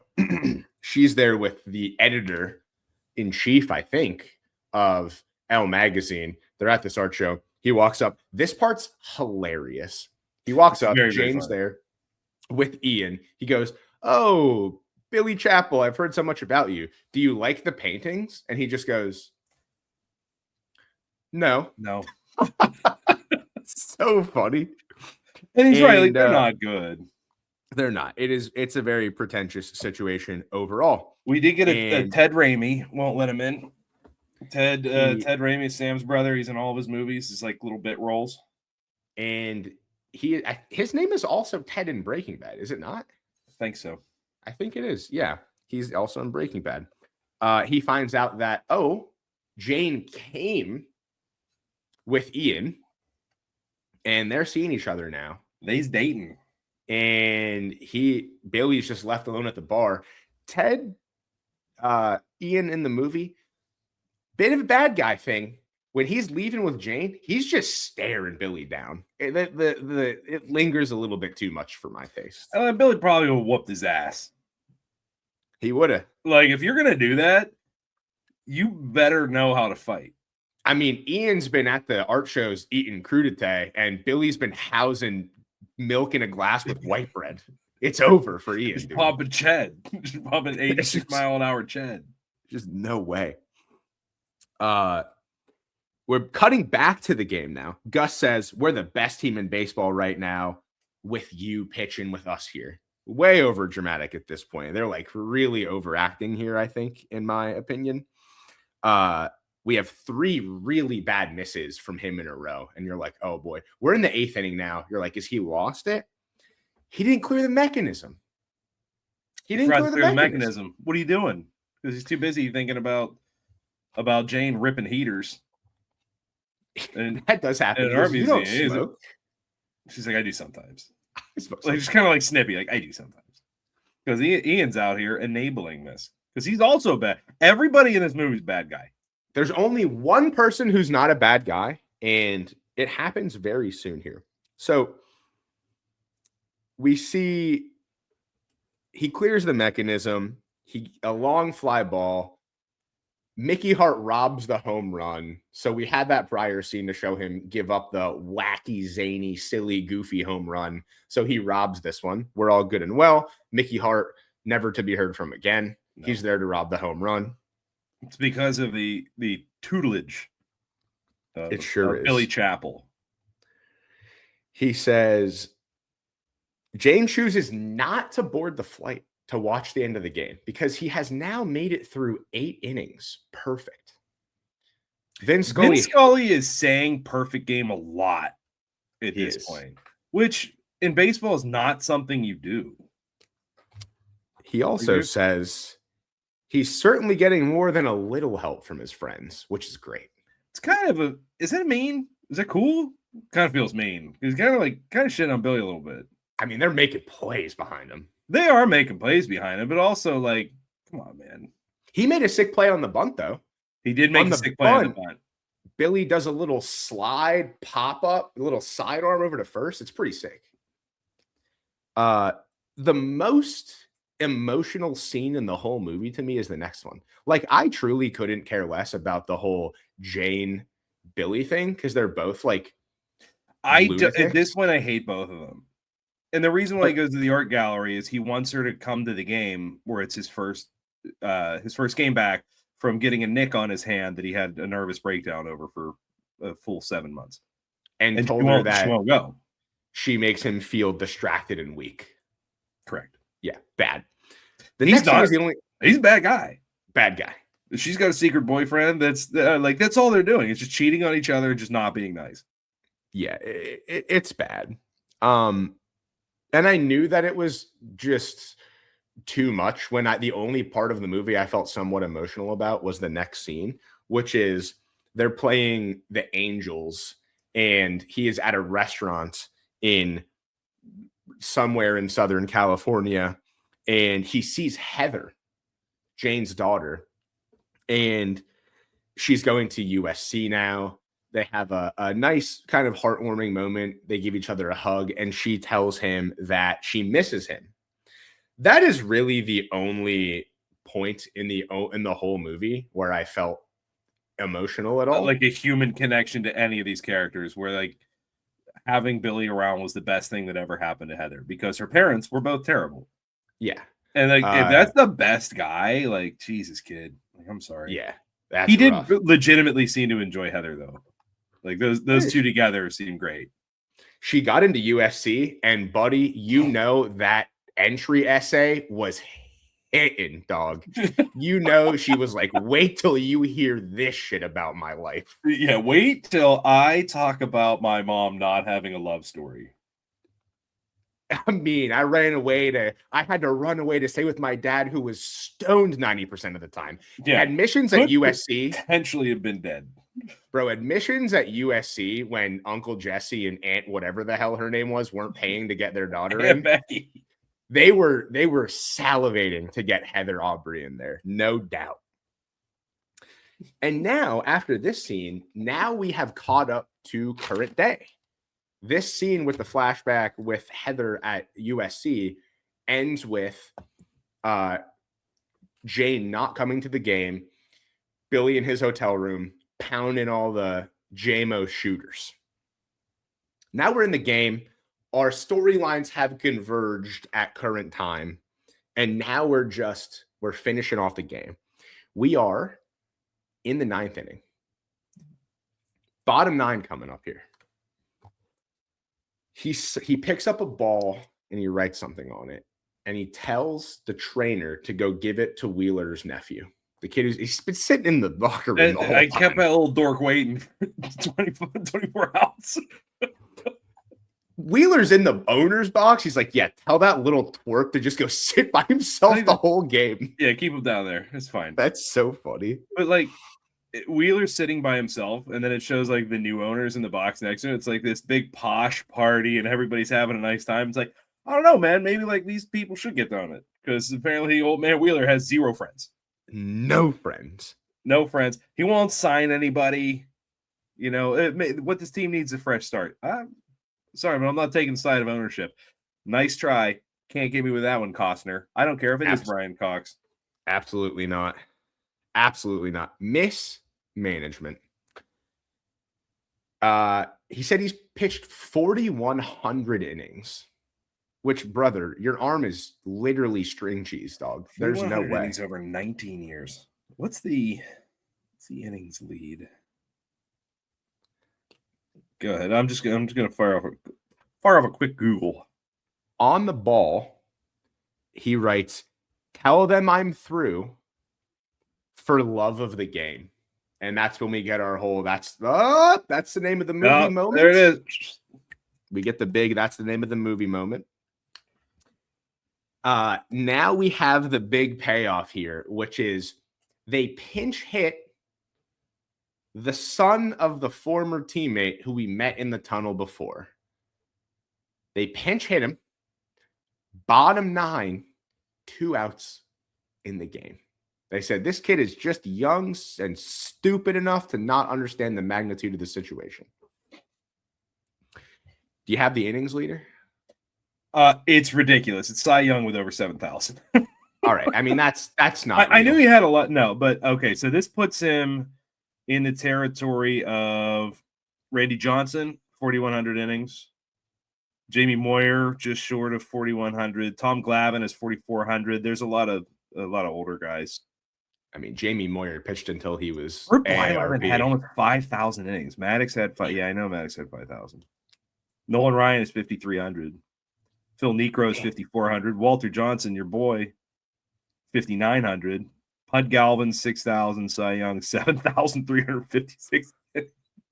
Bro, if your But he baseball also reference just played every picture, day. if your baseball reference picture is in black and white, that doesn't count.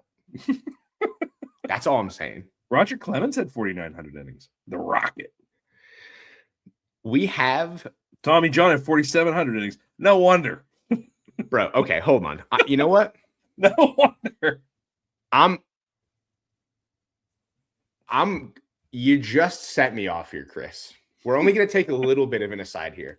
Yo, how is he not in the Hall of Fame? How is Tommy John not in the Hall of Fame? I have no idea. It's disgusting. I have absolutely no idea. And it's a disgrace to the game. Yeah. The Hall of Fame tells the story of Major League Baseball. Just look at his career and say, wow, his career is super interesting. That alone, maybe not. I get it. Then look at everything else, dude. He's Tommy John. He's Tommy John. He's the Bionic Man.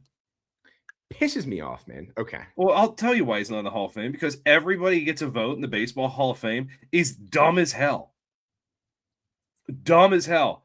Like Ichiro, not unanimous. Ken Griffey Jr. Guy, I don't know. Unanimous. I don't know who the guy was. And you know what? This is not a call for anything. Everyone listening to us, just let this wash over you. That guy who didn't vote for Ichiro should be put into a rocket and shot into space. No protective equipment. So he can't hurt anybody anymore. That is a crime. All right. Let's get to.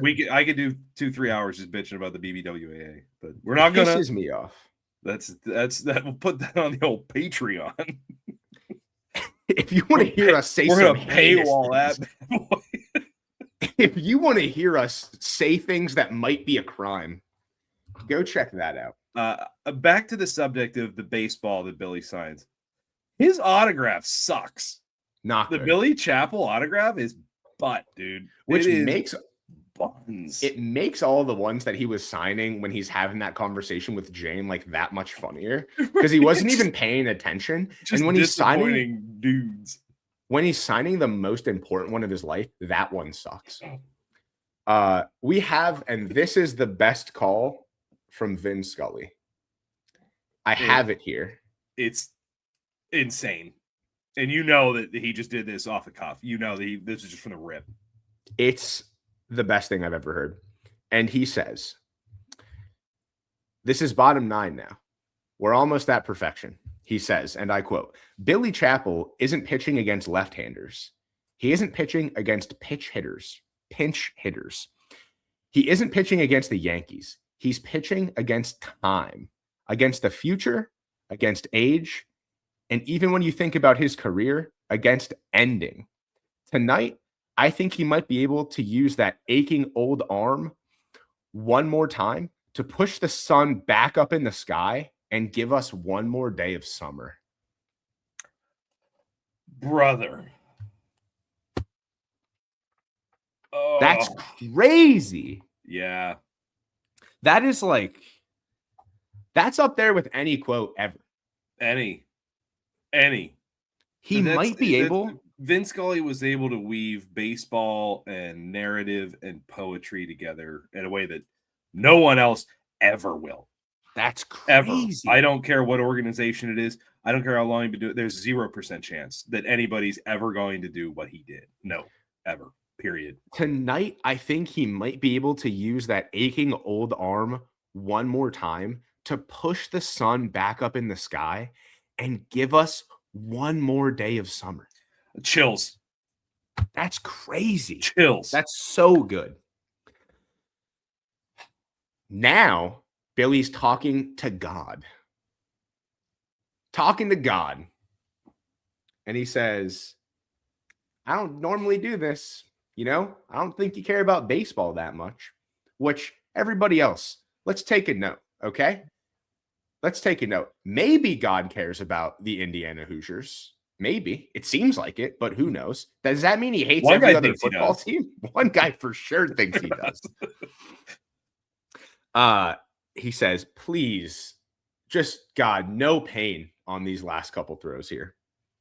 And around this time, this happens throughout the movie, but these shots are particularly cool. There's a couple scenes that play through as like shots through the actual broadcast of the game. Those are super cool. Yeah, they are really cool. So especially from the era, like we're still in the standard definition era. So it comes off reading like a period piece. It's really cool. It's awesome. He tries to clear the old mechanism one last time. Doesn't work. Nope. The moment is too large to clear the mechanism. And now he's just in it. There's a nice little thing that happens here. He goes to rearrange his hat, and he can't even use his right arm. He can't lift it above his shoulder to rearrange his hat. That's a nice little touch right there. I liked that a lot. He gets a backwards K on the first hitter. He is getting a lot of calls today. I get that he's painting the corner, but he's getting the calls every day on the black, which is why it was cool that like Painted Black is the song, and then he's just dusting the outside of the plate. Now, we get to our last out. It is, what's his, Ken Stout. Yeah, Ken Stout. And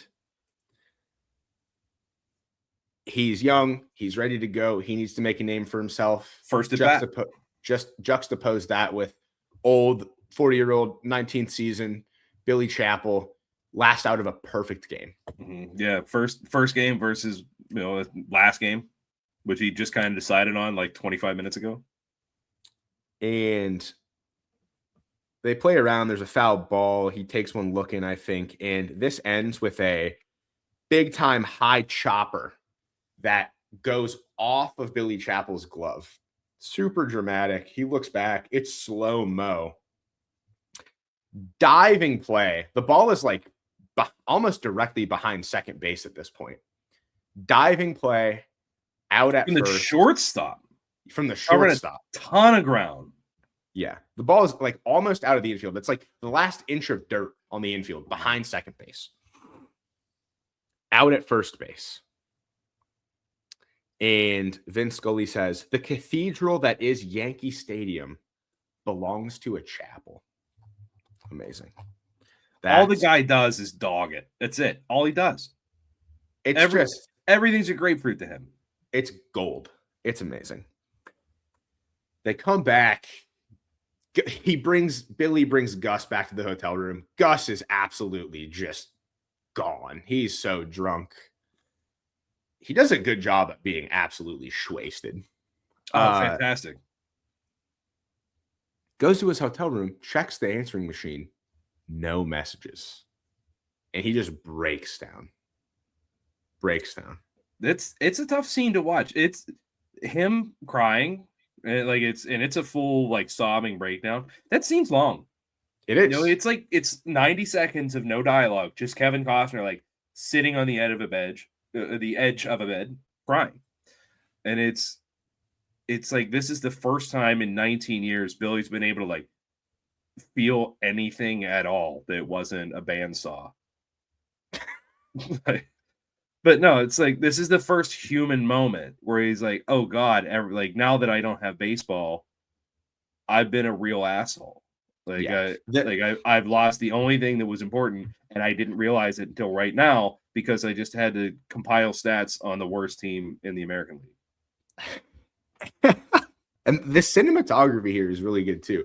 The shot opens with a super wide one, and it's very zoomed out. And he's sitting on the edge of the bed. That's when you have the no messages on the machine. And then it zooms in very close up when he just starts breaking down and crying. So the next day, we cut to him in the airport. Sick brown wool trench coat on. Really sharp in that. That's a tough look to pull off. He looks really good in it. Looks super good. He goes to the airport. You see him walk up to the British Airways desk, and he's just looking out the window. And then behind him, out of focus, we see Jane sitting at one of the seats, and he turns around and he said, "I thought you left." She goes, "There was this ball game on." And he says, "You watched the game?" Banger quote to end the movie here. She goes, "With a bunch of Yankees fans, grown men crying." It was perfect. It's so good. He says, I had the most important day of my life ever, and it wasn't because you weren't there. And he finally admits to her that he needs her. And then they kiss so weird, man. They kiss weird again. They're kneeling on the ground in the airport, making out. I would get TSA involved immediately if I was in LaGuardia with them. Yeah, that's what we call domestic terrorism. Like, that's, nobody wants to see that. And then the movie ends. They like didn't really even have a real conversation. Yeah. They're the two worst people in the entire world, man. It's a weird, abrupt ending as well. Like, I get it, they had their moment, but it's like the movie ends with both of them kneeling on the ground, hugging and making out in the middle of the airport. Bro, why are they kneeling on the? Just sit in the chair or stand up, lay down. Kneeling's the weirdest thing you can possibly do. You could get really about it, and you could be laying on the ground, or you could stand up like a normal human adult. Right. Kneeling is just crazy work, dude. Like the height difference, you just got like it's bad. All this is bad. It's strange. So the movie ends there, and it's one of those things where it's like, oh, this dude was an asshole his whole life, and then he also got to end his story literally perfectly because he pitched a perfect game, and then he got the girl at the end of the movie as well. Like, I know it's will they, won't they, but after seeing the behavior of these people, like, they shouldn't, and I hope they do not, and then they do, and I don't like that. It's just, I get that they like each other a lot. I get that the feelings are there, but you're horrible for each other. It's the most toxic relationship in the entire world. At one point, he goes to her house in the rain. And whenever she like stands on, it's pouring down rain. Oh, it was the game, his first game back. It's rained out after the art exhibit. mm-hmm. And he walks to her apartment, and he's just standing there in the rain, looking up at her giant 45 bedroom apartment. And like, there's very clearly another person in there. And then the shot's kind of jarring because it's him looking up, and then it's her staring out the window at him, and then back to him just standing in the rain. But it's like too much rain. So he's just getting pummeled with rain. It's this like dramatic shot. Like, brother, let it go. Ian's already in the friend's apartment. Yeah. We're out. Ian's in the largest New York City apartment that exists. Yeah, like Ian is there. He seems to be treating her well. He's buying her cigarettes. He's taking her to art galleries. Like, you're not doing any of that, cuz. You're just on the last place team right now. You got 84 wins on a season. Like, forget about it. It's just, and with all of that being said, truly, this movie was like 3 overacted scenes and a little bit tighter of a script away from being like an incredible movie. Yeah. Like an unbelievable movie. What did you? Okay. What's your? It's a bad good movie, right? I wouldn't even call it bad, but it does miss the mark at a couple points. I think this is that. This is a bad good movie. Like, this is one of those movies that is like so close to being elite. Let's get a word from our sponsors, and then we can get into the rest of it here. I'm excited. We got some pretty good sponsors lined up.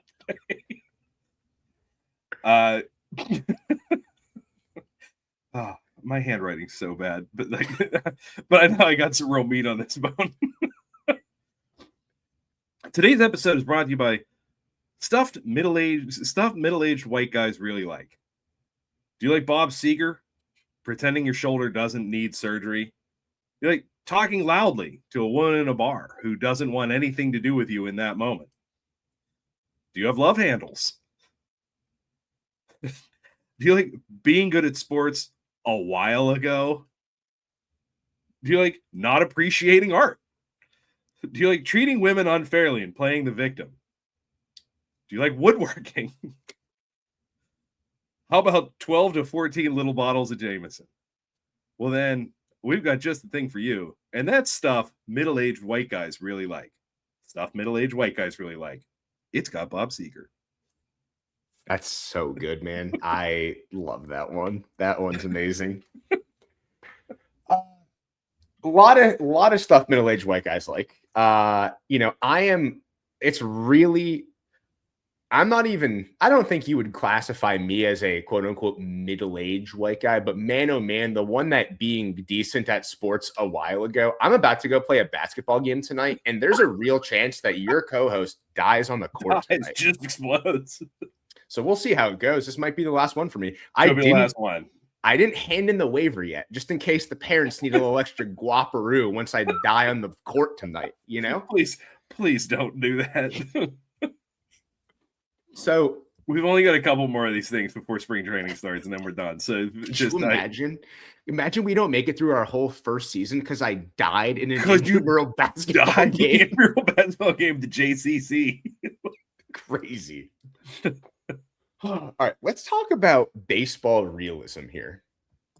Oh no, wait, no. We're skipping past. You had some heavy hitting trivia on this one. Brother, there is a crazy amount of trivia in this one. And I'm gonna try to dial it in. I just got the real heat.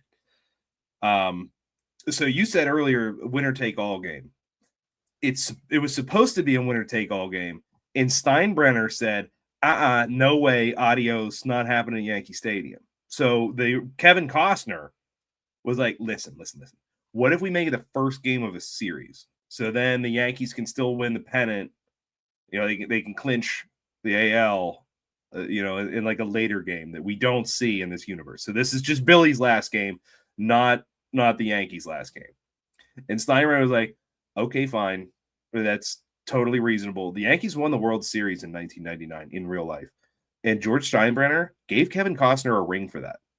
Kevin Costner has a World Series ring for the Yankees because he was like, listen, George, it doesn't have to be the last game.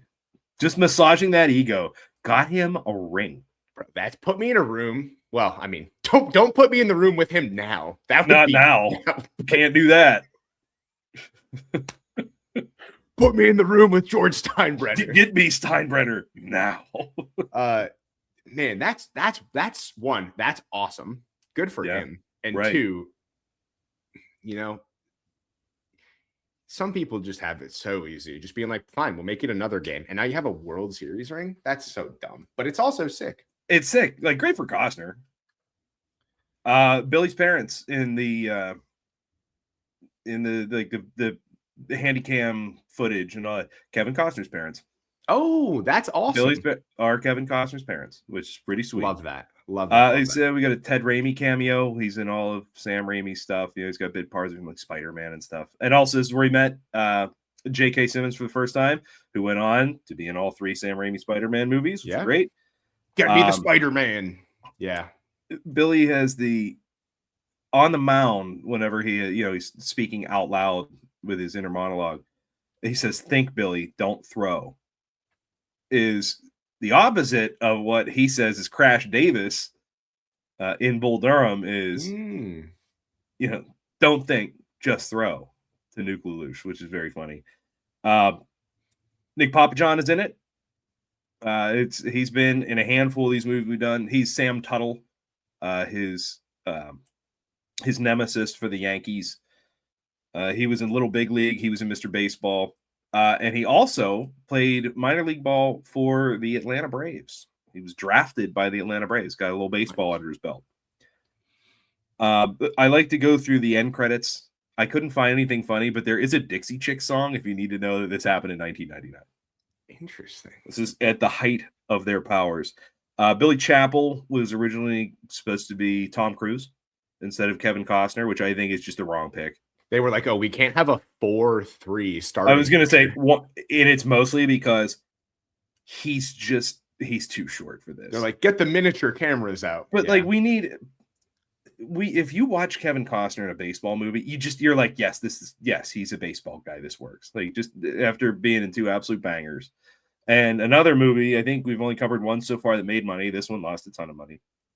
It was Sam Raimi's first big budget thing, and he just kind of wanted to try something else out, which, I mean, ultimately got him Spider-Man, which was great. But he did come from Evil Dead, which they filmed for like $40 at a shack in the woods. But there is one scene that Universal Pictures cut.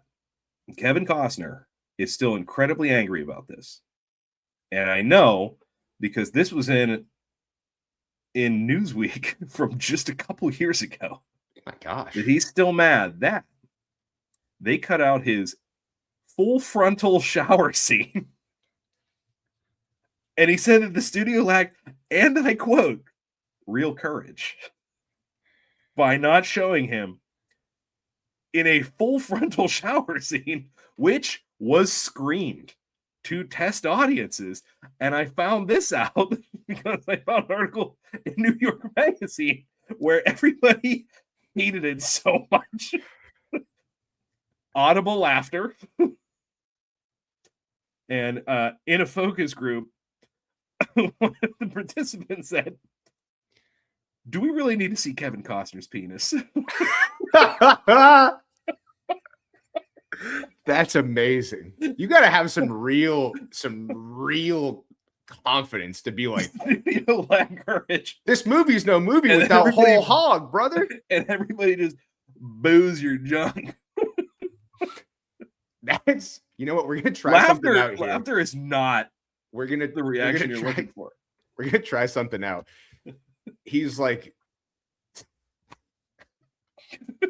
the scene pops on and we just hear, "Get it out of here." That's crazy. You stink on ice. That's crazy. Imagine. Good. I mean, listen, I've never seen it, but good for him because you got to be working with. Well, no one's ever seen it. Studio canned it, so that maybe in some stock room they still have the test footage of him hanging dong. That's nuts. Also, I think this movie's PG-13, which feels about right for it. You ain't getting PG-13 with that bad boy. I'll tell you that. Hell no. Nope. That's all right. Let's go to baseball realism here. I think the actual baseball itself, some of the stuff is a little like some of the swings, but I think the Mickey Hart thing, I think he's just supposed to be sorry. Dude, it's terrible. I don't know. It's terrible. It's deeply upsetting. It looks like me in a batting cage. It's not good. The rest of it, though, is pretty good. The plays that his teammates make there are some serious plays. Even John C. Reilly tracks a foul ball like really, really well. Yeah, he good. Looks like a catcher. I mean, a slide shit, but the thing is, like, he's a bad hitter and base runner, so whatever. Yeah, the pitching is. At no point do you look at it and you're like, this looks so unrealistic. You know, it looks pretty legit. I really like the part where, especially towards the end, where he's being very strategic about what he's doing. He knows I'm not going to throw the curveball. My arm is cooked, but he thinks I'm not going to throw the curveball. So let me switch it up and throw one. You know, like the whole cat and mouse behind the pitching. I like the baseball in this movie. I really do. I think that I'm going to go 8 out of 10 of the weirdest kisses you've ever seen in your entire life. That's another one. I had weird kisses. Yeah. Yeah, I think what you said is accurate. It's the baseball that we do get to see looks like baseball. The way it's filmed is cool. Vin Scully always helps. Noah had said that anytime you get the badge, you get the branding, it helps, and it's Tigers and the Yankees at Yankee Stadium. It looks right. There's some pretty athletic plays. His pick on the bunt, like feeling the bunt, throwing it first is great, and it's, you know, it happens in real time. You could see it, like it's shot really well. I will give it 7.9 out of 10 enormous hotel rooms. Oh, that's a great one. It's ridiculous how big this hotel room is. It's got like 7 or 8 rooms in it. It's nuts. It's way bigger than Kevin McAllister's room at the Plaza in Home Alone 2, and that's a big room. Yeah. Let's go on to movie score. I just audibled what mine's going to be, and I think you're really going to like it, Chris. I think you're really going to like not my score, what my rating is, but you're also going to like my score because you were concerned that I wasn't going to like this movie. I didn't think you were going to like this movie. This movie is truly like 2 or 3 scenes that are overacted and a little bit of a tightened script away from being like a truly elite movie, I think. Like if you cut out 10 minutes of unnecessary things, you tighten the script up a little bit and you just tell them to just chill like 10% on the hand cutting and fallout scenes, like this movie gets 100 times better. But it's still a good movie and I enjoyed it.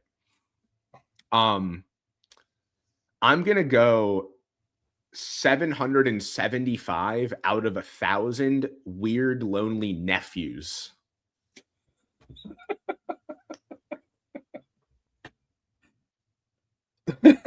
Yeah. Kid was sitting down there in the dark room. Just by himself for 3 hours. Dude, like just nothing. Yeah, like it's an American League game without the pitch clock. That was a fat, like, I don't care if it's a perfect game. It took forever. Yeah. Yeah, it's, you know, the way that it's filmed is cool. The narrative is good.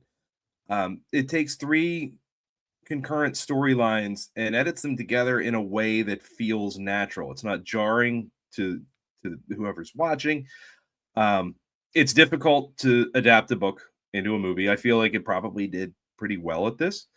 You can tell that it was definitely a book, and that's not a knock. That's not a bad, because of like the storylines and all this. You know, it's his flashbacks and all that. But my problem with his flashbacks is that I hate both of the characters a lot.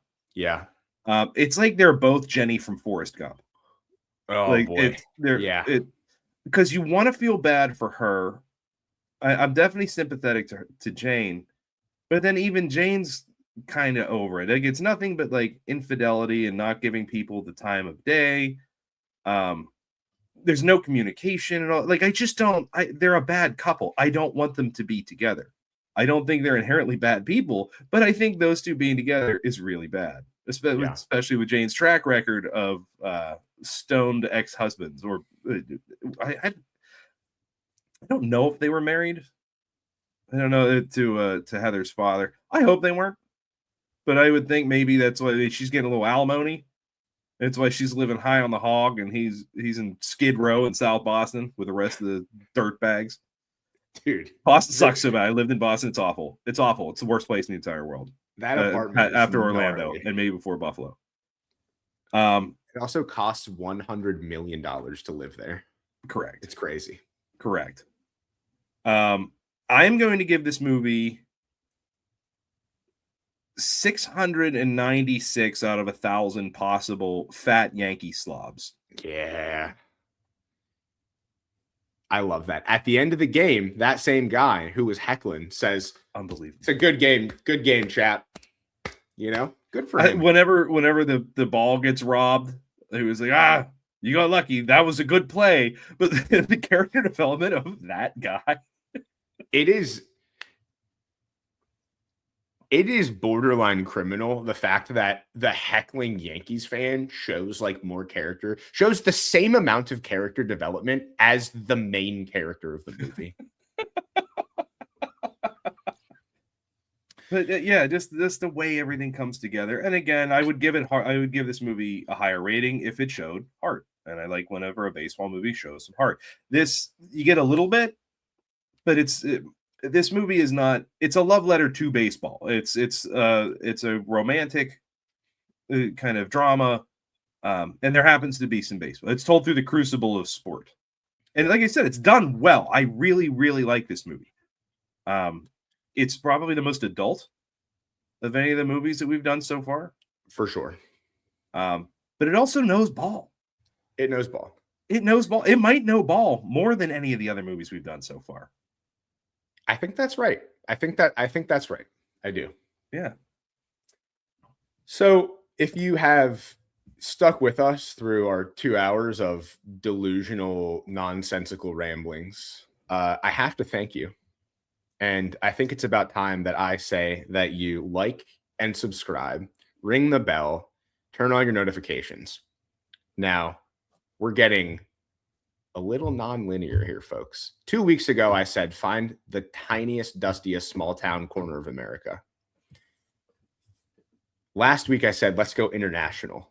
We're reaching, spatially, we're reaching our limit here. Today, we're working in time, brother. What I need you to do is weave your memories of Just a Bit Outside into the psyche of your friends and family and enable them to have flashbacks from 5-10 years ago and think about what their lives were like before Just a Bit Outside. Don't let them anywhere near that saw. Nowhere near the saw. Were their lives empty, meaningless, without Just a Bit Outside? Who am I to say? I'm not sure. But now, you know what your life is like with it. So remember and remind everybody what their life was like before Just a Bit Outside. And remind them how important it is that they join us every week on Tuesdays. Thanks for listening. Thanks for watching. And thank you for getting your popcorn ready. Best seats at the Pirates game, they let me run the base. Yeah, my time is like my money, cause I can't afford to waste. Wifey is a lawyer, take my date to my dates, or the steak by the plates.